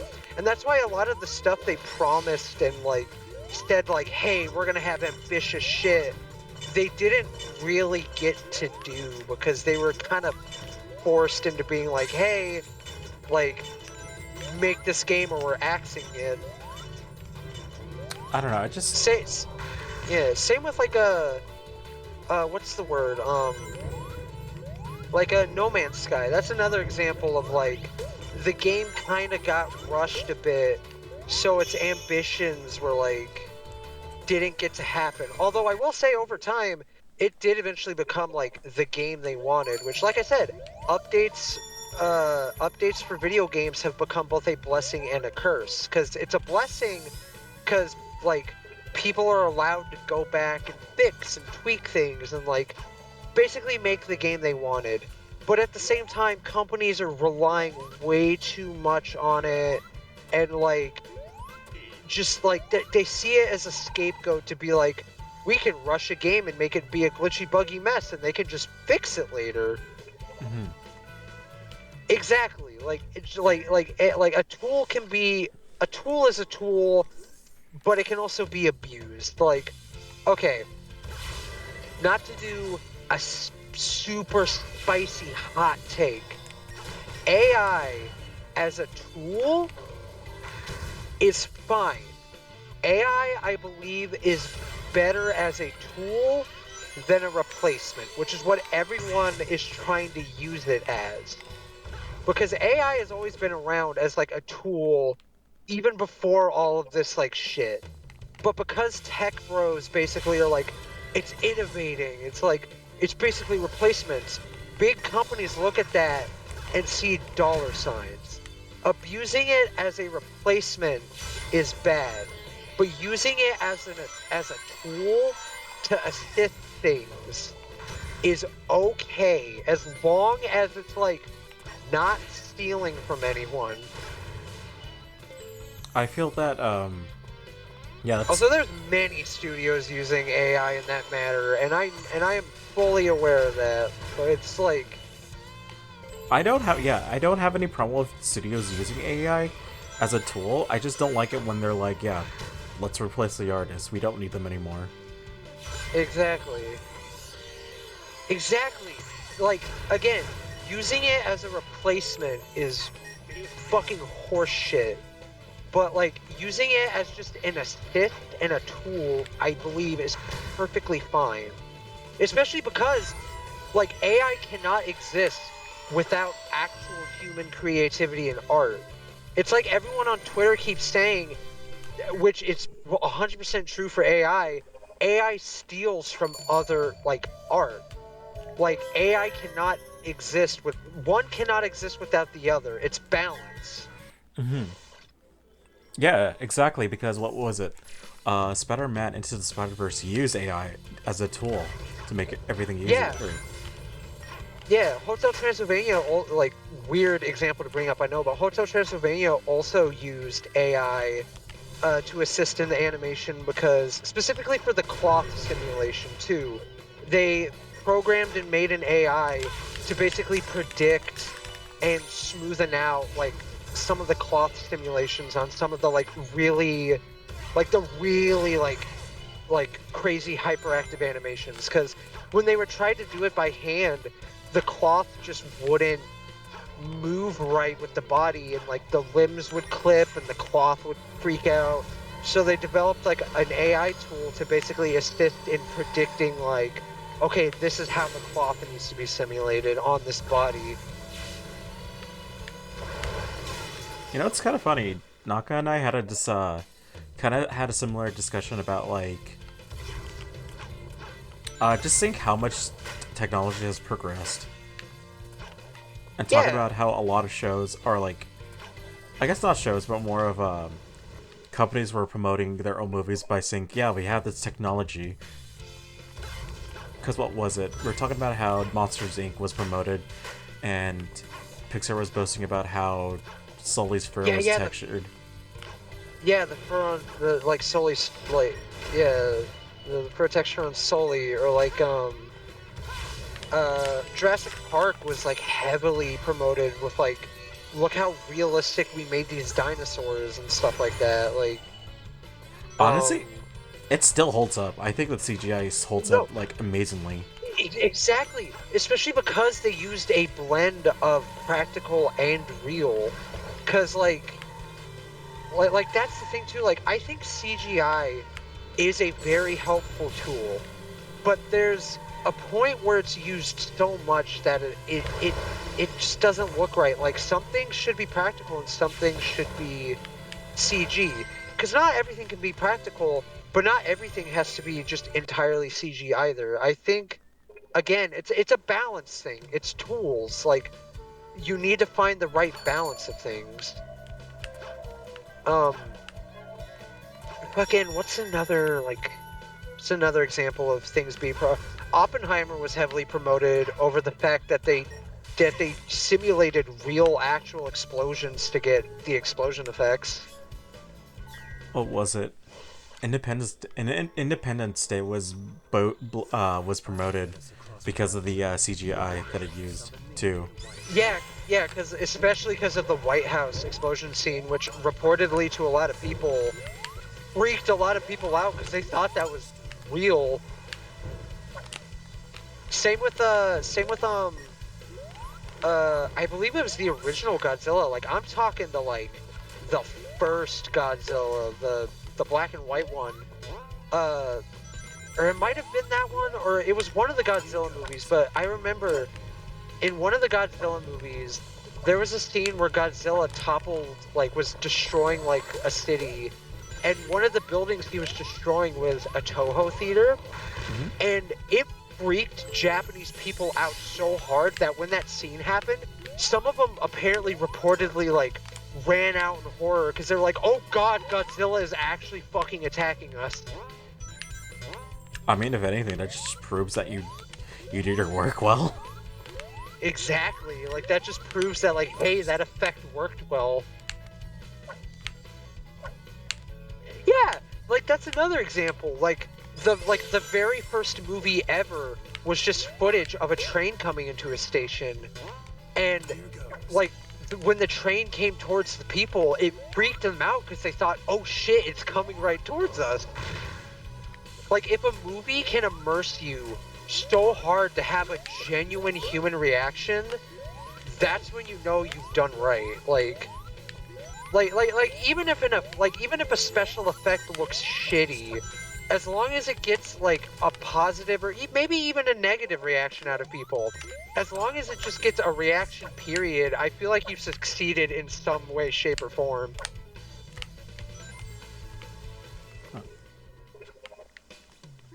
What was it? Is there any movie that you really wanted to like, but felt like it kept immersing you, taking you out of the immersion? A movie I really liked that kept taking me out of the immersion. The Last Airbender by M. Night Shyamalan.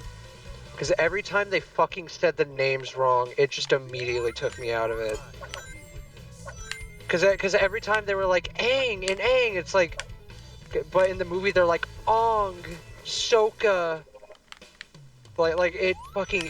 Oh. Even as a kid, where I kind of low-key gaslit myself into being like, it wasn't that bad. Even as a kid, I had to admit, them saying the names wrong fucking pissed me off. What was it? There is no Warren Bossing say.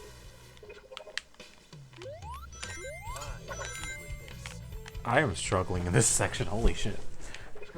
Yeah, the physics are a little off with SBO.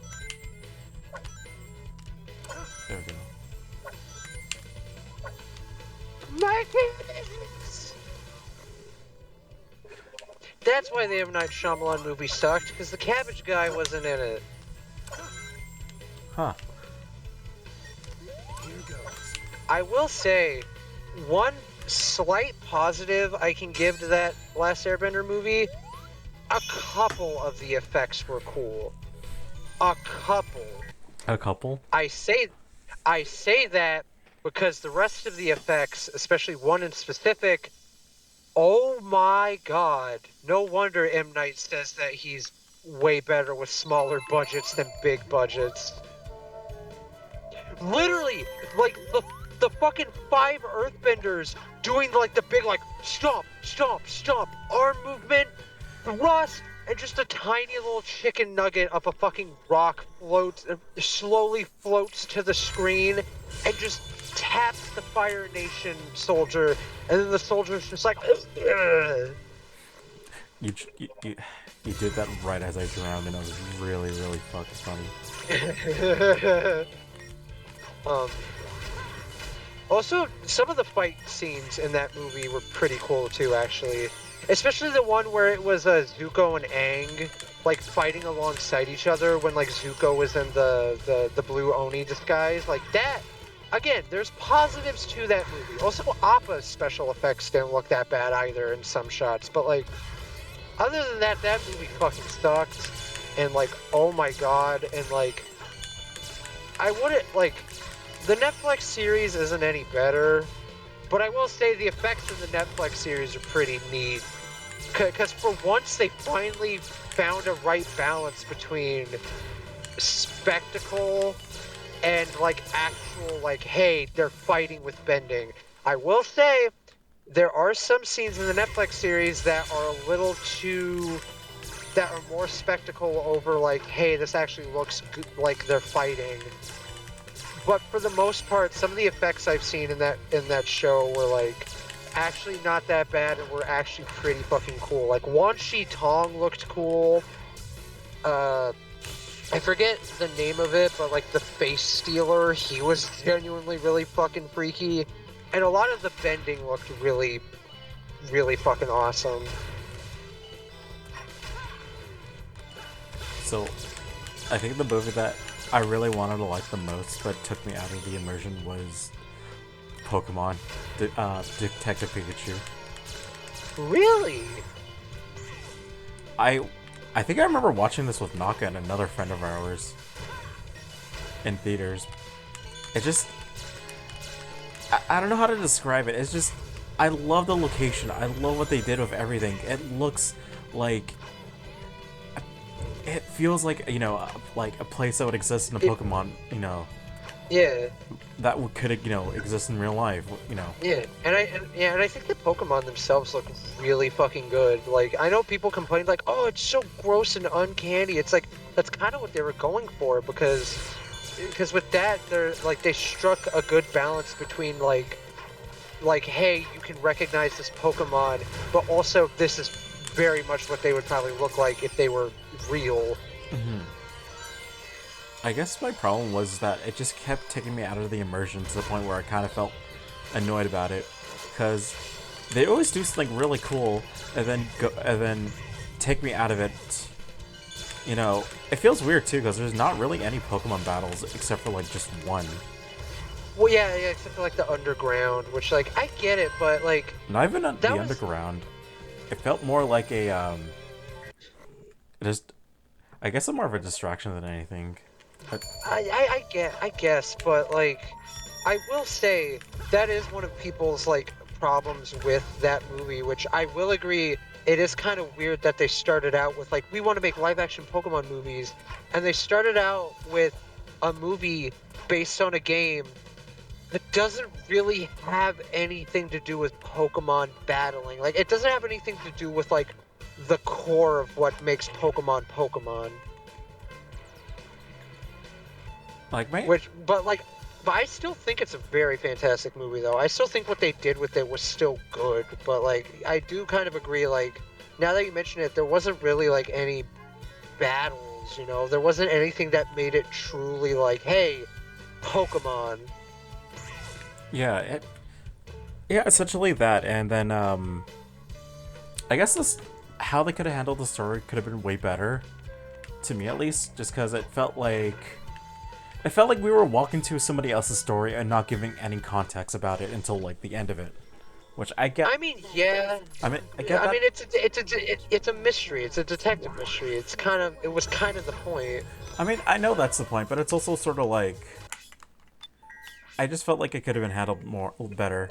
No, I get you. And also, yeah, I will say, like, I have seen the movies, like, even the anime movies, like, are, like, yeah, the anime and the movies are nothing like the games, but at least the anime movies, like the anime movies with, are, like, God, what's my brain trying to say? Like, at least in, like, the movies, those had Pokemon battles. Detective Pikachu didn't really have any like standout like, oh, this is a battle, you know. I mean the ending and like the bit with like the underground fighting ring and stuff, and like the ending between like Mewtwo and Pikachu, that kinda. Kind of But I mid. do get what people.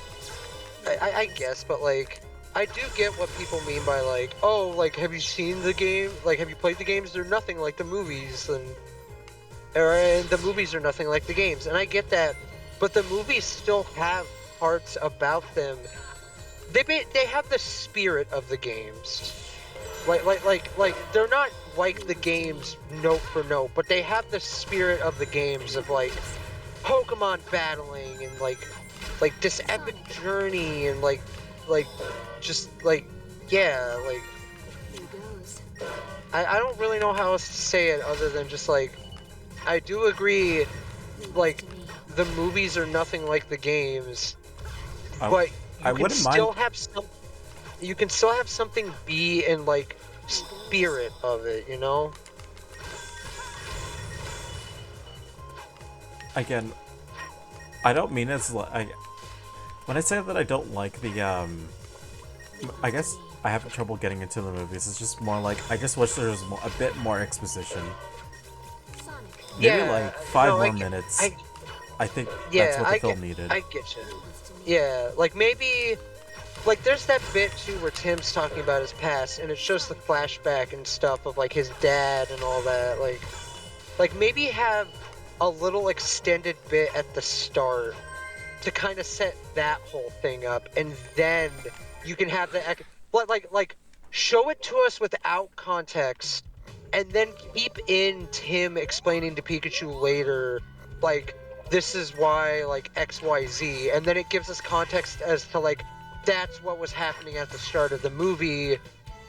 That I also, I don't know. no, Yeah. I get you. I entirely get you. I still very much enjoyed what they did, but Mhm. but another example of like something that isn't note for note exactly like the thing it's based off of, the Sonic movies, especially the first Sonic movie, because that movie had like an original story to it, but it still felt like Sonic. It had the spirit of Sonic still like in it. Same with Sonic 2. And Sonic 3 eventually, because Sonic 2 and 3 like are pulling from the games, but just because they pull from the games doesn't mean it's going to be like note for note exactly like what those games were. But it's going to be a different adaptation from what we're used to. But as long as like they get the spirit and the feeling of it right, it's still like, hey, it's Sonic. I Like think with comic movies too. you do point Sorry. out something actually. Like you point out something that's actually like I have to realize. I feel like with Pokemon, there's a bit more stress on the story because there's a lot of games to take. You know, there's a Yeah. lot of games and lore that you can take. You base it off Pokemon. Not saying that you can't for Sonic. It's just I feel like it's a lot easier to get a defined story with Pokemon than Sonic.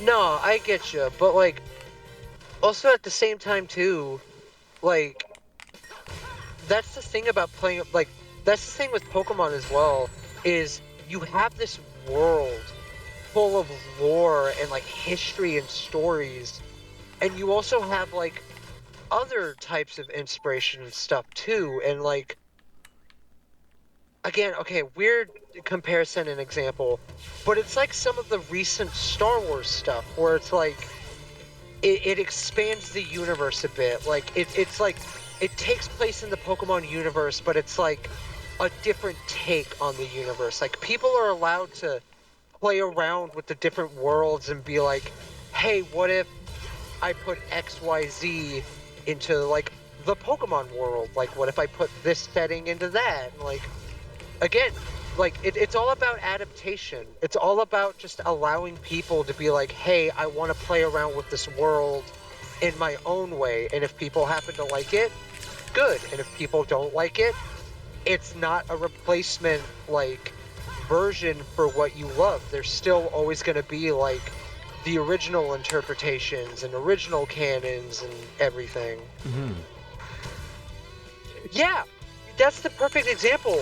Like Pokemon Cafe, make a slice of life thing based on that, which is basically what Pokemon Concierge is.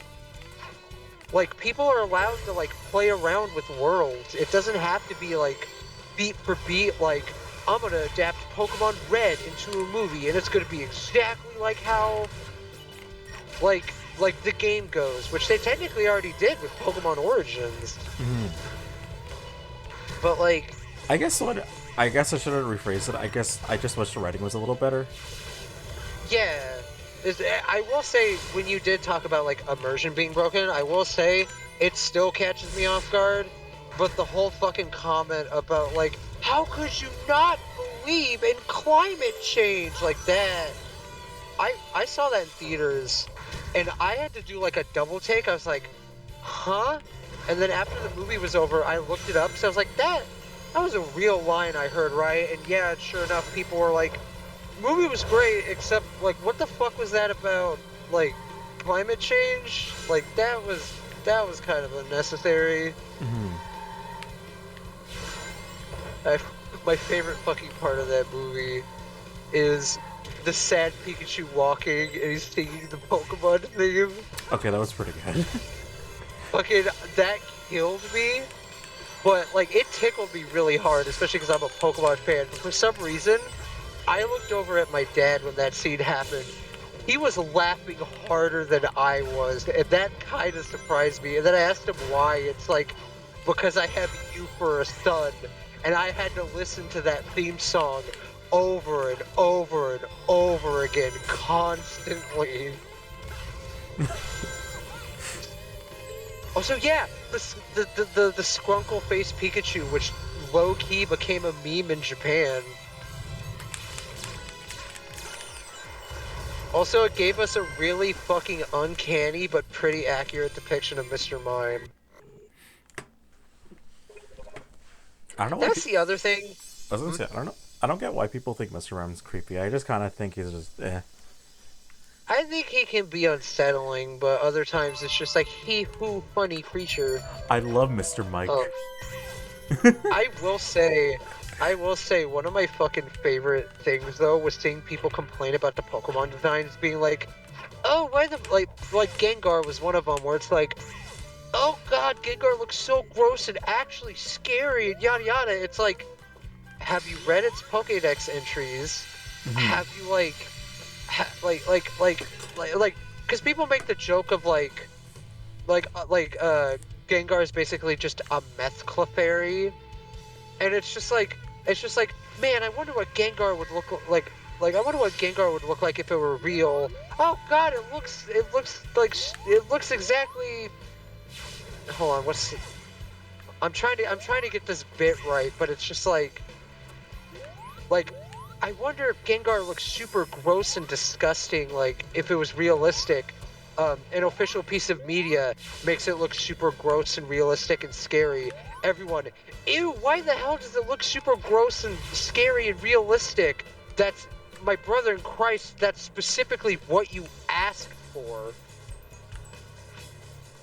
What was the Family Guy bit? You just asked for specifically that. Yeah. Also, Eddie, I love Mr. Mike. Also, I love this fight. Oh my god, you know what? Yeah, surprise Pikachu face. Literally just like... the iconic moment. I'm excited for Sonic X Shadow Generations. God, I can't wait until I get to see the hardcore Sonic and Shadow makeout scene. Yeah. And then Shadow announces to Sonic that, you remember that one night stand we had? And Sonic's like, yeah, well. And then Shadow gently touches his stomach to reveal to Sonic subtly that he is Pregante. Sorry that you guys showed up to see a J stream about Sonic Generations, but instead you got a PAP stream about my Sonic and Shadow fanfiction. No, Honestly, a pap string was due. Okay, I'm gonna grab this orb. I want to ban you, Bap him. Never! I need ring. Okay. You know what? If I'm like, I'm not saying like I won't be like your co-host like consistently, because like I told you, like some days I might just like too stressful, or some days I just can't. I mean, it's all good. But if I'm consistent, oh, yeah, but if I'm consistent enough as your co-host, if we ever start making like redeems and stuff, I think a redeem to like bap either of us would be really funny. Like just have like a little hammer come out and just go boom. I think that'd be really funny. Yeah, Axe has gifted pretty much every single person in this chat, save for maybe some of the people who like have paid for it themselves. So no one's getting fucking ads. That's really Hell fucking yeah. funny.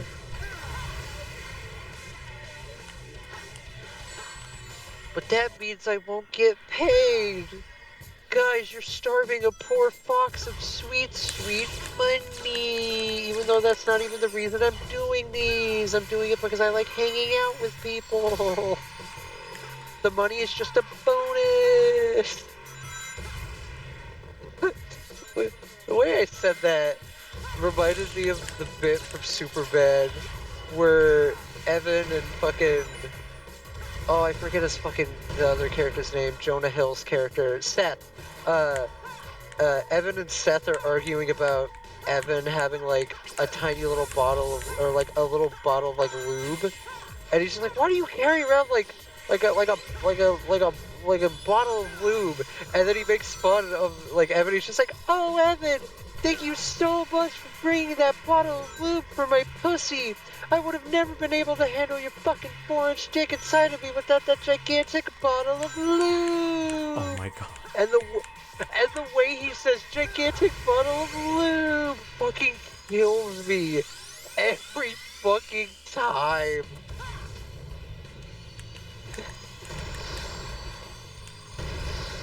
Okay, let's murder Shadow. Hell yeah. I love Mario Kart. Don't worry, he'll meet Mario. Ha! I mean, Maria. Axel asked, can I redeem channel points to ban Pap? Also, can we just talk about that little slip up you had of you're going to kill Mario, and then you're like, no, I mean Maria. I mean, it's funnier just to be like, you know what? It's funnier if it's actually just Mario. It's like, who's Maria? Literally, like fucking. I just imagine like Maria, like the conversation of Maria telling Shadow, it's been forever since I've seen Adventure 2, but basically Maria telling Shadow, like, hey, people do stupid things for basically like don't. We're all Sonic people here. We know what fucking Shadow says to Maria, but like, or Maria says to Shadow, but like, I just love the idea that it's just an Italian man saying all this to a fucking space hedgehog. Also, oh, he meant BAP. Sorry, I can't read. But I can make it a channel point so the BAP each other. I was gonna say, yeah, have a BAP Pap and or BAP J, or you could just have it like for the BAP Pap, instead of being specifically me, it could just be BAP co-host, especially because like I said, I don't think I'm gonna be on every single stream. So if you do get like a replacement co-host, it would be kind of nice to where it's like, you can BAP the co-host and the main host.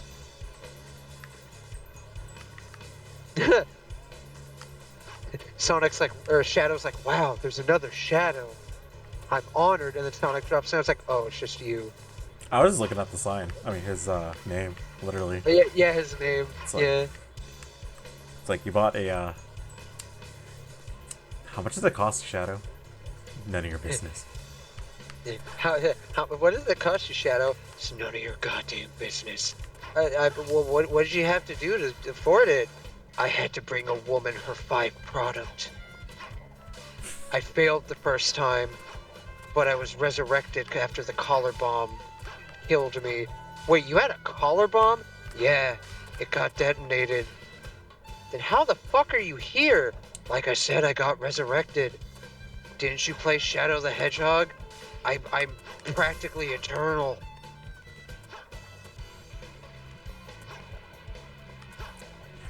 Do I want to do a playthrough of Shadow the Hedgehog? No, actually, maybe, no. Actually, no, because I don't want to do the 100% ending. I was about to say, I was literally about to say yes, but don't do the 100% ending. Maybe just like stick to one ending, and then if you beat it, you beat it. That's it.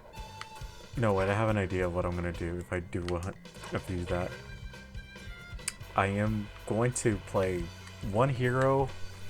Well, no, one hero, one bad, one evil, and one neutral route. One neutral. And then get a memory card. Left the full 100% save data, and then just do the last playthrough like that. Yeah, fair. I do also want to do some of the Mario games. A gun. Yeah, some of the Mario games would be cool. Also, yeah, a gun redeem would be pretty funny. It would be. Like just temporarily, and just I have a gun, like the realistic gun meme hand, or like you have it or something. Just channel redeems would be fun, but. All right. How long have we been going for? Oh, 4 hours. Yeah, we've been streaming for like a bit over 4 hours, and it's also like midnight. I think it's a good place to end it. We can finish. Actually, we can finish everything by the end of the next part. Yeah, as long as we don't dilly dally too much. I mean, I was basically just doing the side missions. Nah, I know, but still, like I said, like if we in terms of doing the story, as long as we just don't dilly dally and do side stuff too much, we should just be able to beat it. It's one thing I do like about this game. It's short but sweet. Yeah. Again, it's a nice little anniversary. And also, for the time, I believe if you did all the side stuff, you could unlock a playable Sonic 1 back when that was like a cool, impressive thing before it was ported to like literally every goddamn thing in existence. But the problem was, anyway, it was already ported to every goddamn thing in existence, so it wasn't as impressive, but it was still kind of a fun little like, hey, that's cool. Yeah, that's removed in the PC version for reasons. Right, and also it played like shit on the console versions, from what I remember. I honestly would. But... yeah, I'm gonna put a gun thing for points redemption. Yeah, put a BAP the hosts and a gun redemption. Yeah. But yeah, I think we're gonna end things here off just because it is really late and I got work tomorrow. Yeah. But yeah, thank you everybody for coming out. It's always appreciated. Also, thank you for giving this disembodied voice a thing to attach it to. No worries. I mean, later on I'm planning to make it like an actual full PNG tuber avatar.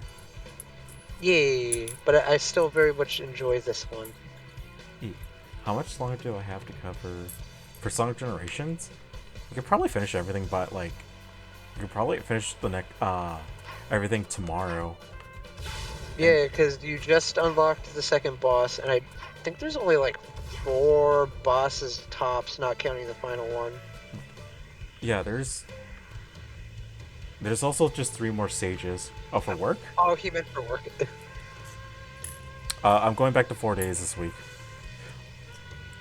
Damn. Yeah, cause no, I've been doing 5 days for like the last month. Oh, that was a good thing. Yeah. Oops. I am very tired, and I told my boss that last week that I want to go back to 4 days. He told me yes. Saw on the schedule earlier a couple days ago. I'm like, why am I still here? Why am I 5 days? And he's like, okay, I'll change that. It's like, good. Oops. So yeah, it's dealt with. I'm gonna be streaming. Yeah, I'm gonna be streaming a lot the next couple days. Hell yeah. And I will be there to co-assist if needed and if I feel like it. But yeah, thank you guys for coming out. Yeah. Yeah. Always a pleasure. But yeah, yeah, if you just want to keep in touch of like when I stream, I have a Discord server that I'm gonna post on my Twitter. Technically, I have 2 servers, one for art and one for specifically for streaming. Just because I want to make a community server, but can't necessarily post. It's they're not happy when I post like not safe for work content. So, I was gonna say, yeah. Let's just say one server's for yeah, NSF, just people in general, and then the other channel is like it's gonna be for general audiences, PG-13 at the most. yeah. I'm None still of gonna the X-rated stuff. I'm still gonna put 18 just in case because I don't want anything about Yeah, it. yeah, exactly. But Yeah, but yeah. Thank you guys for coming out. I'm gonna be. Yeah. yeah. Okay. Bye-bye. 21. Okay. All right. All right. You guys take care. Bye. Bye. I had to get out of the, had to get out of full screen. Oh, okay. Yeah. Yeah. Yes, this is the. Yep. Here's the void. Yep. How do you like the Oh, void, the Pap? eternal void. Oh, it's warmer than I expected. That'd be cold. Nah, it's pretty chill. Yeah, yeah. That's pretty much it. Yeah. See you guys. Yeah. I'm trying to find I was trying to find like a wacky pick to put like as like the end credits, but wait. Oh Nah. no. Okay. There we go. Ah! It's Chris Griffin. There we go. That's gonna be the end credits. Ah! That's gonna be the end credits of tonight. Yes. Thank you for joining our Sonic Generation stream. Here's edited happy Chris Griffin. Yeah, he'll look at him. He's really happy. I don't know why, I, but he I, kind of yeah. how many people do you think have left now? Because they're like, oh, like they're ending, so let's leave, but we're still going. I don't know. It's kind of just funny just shit posting at this point. Yeah, and plus there's always the VOD. People. Oh, they're still Oh here. God, people are still here. Pie. Okay, but for reals, Yeah. though, let's Yeah. stop. Like, see you guys. Yeah. All right. See you guys.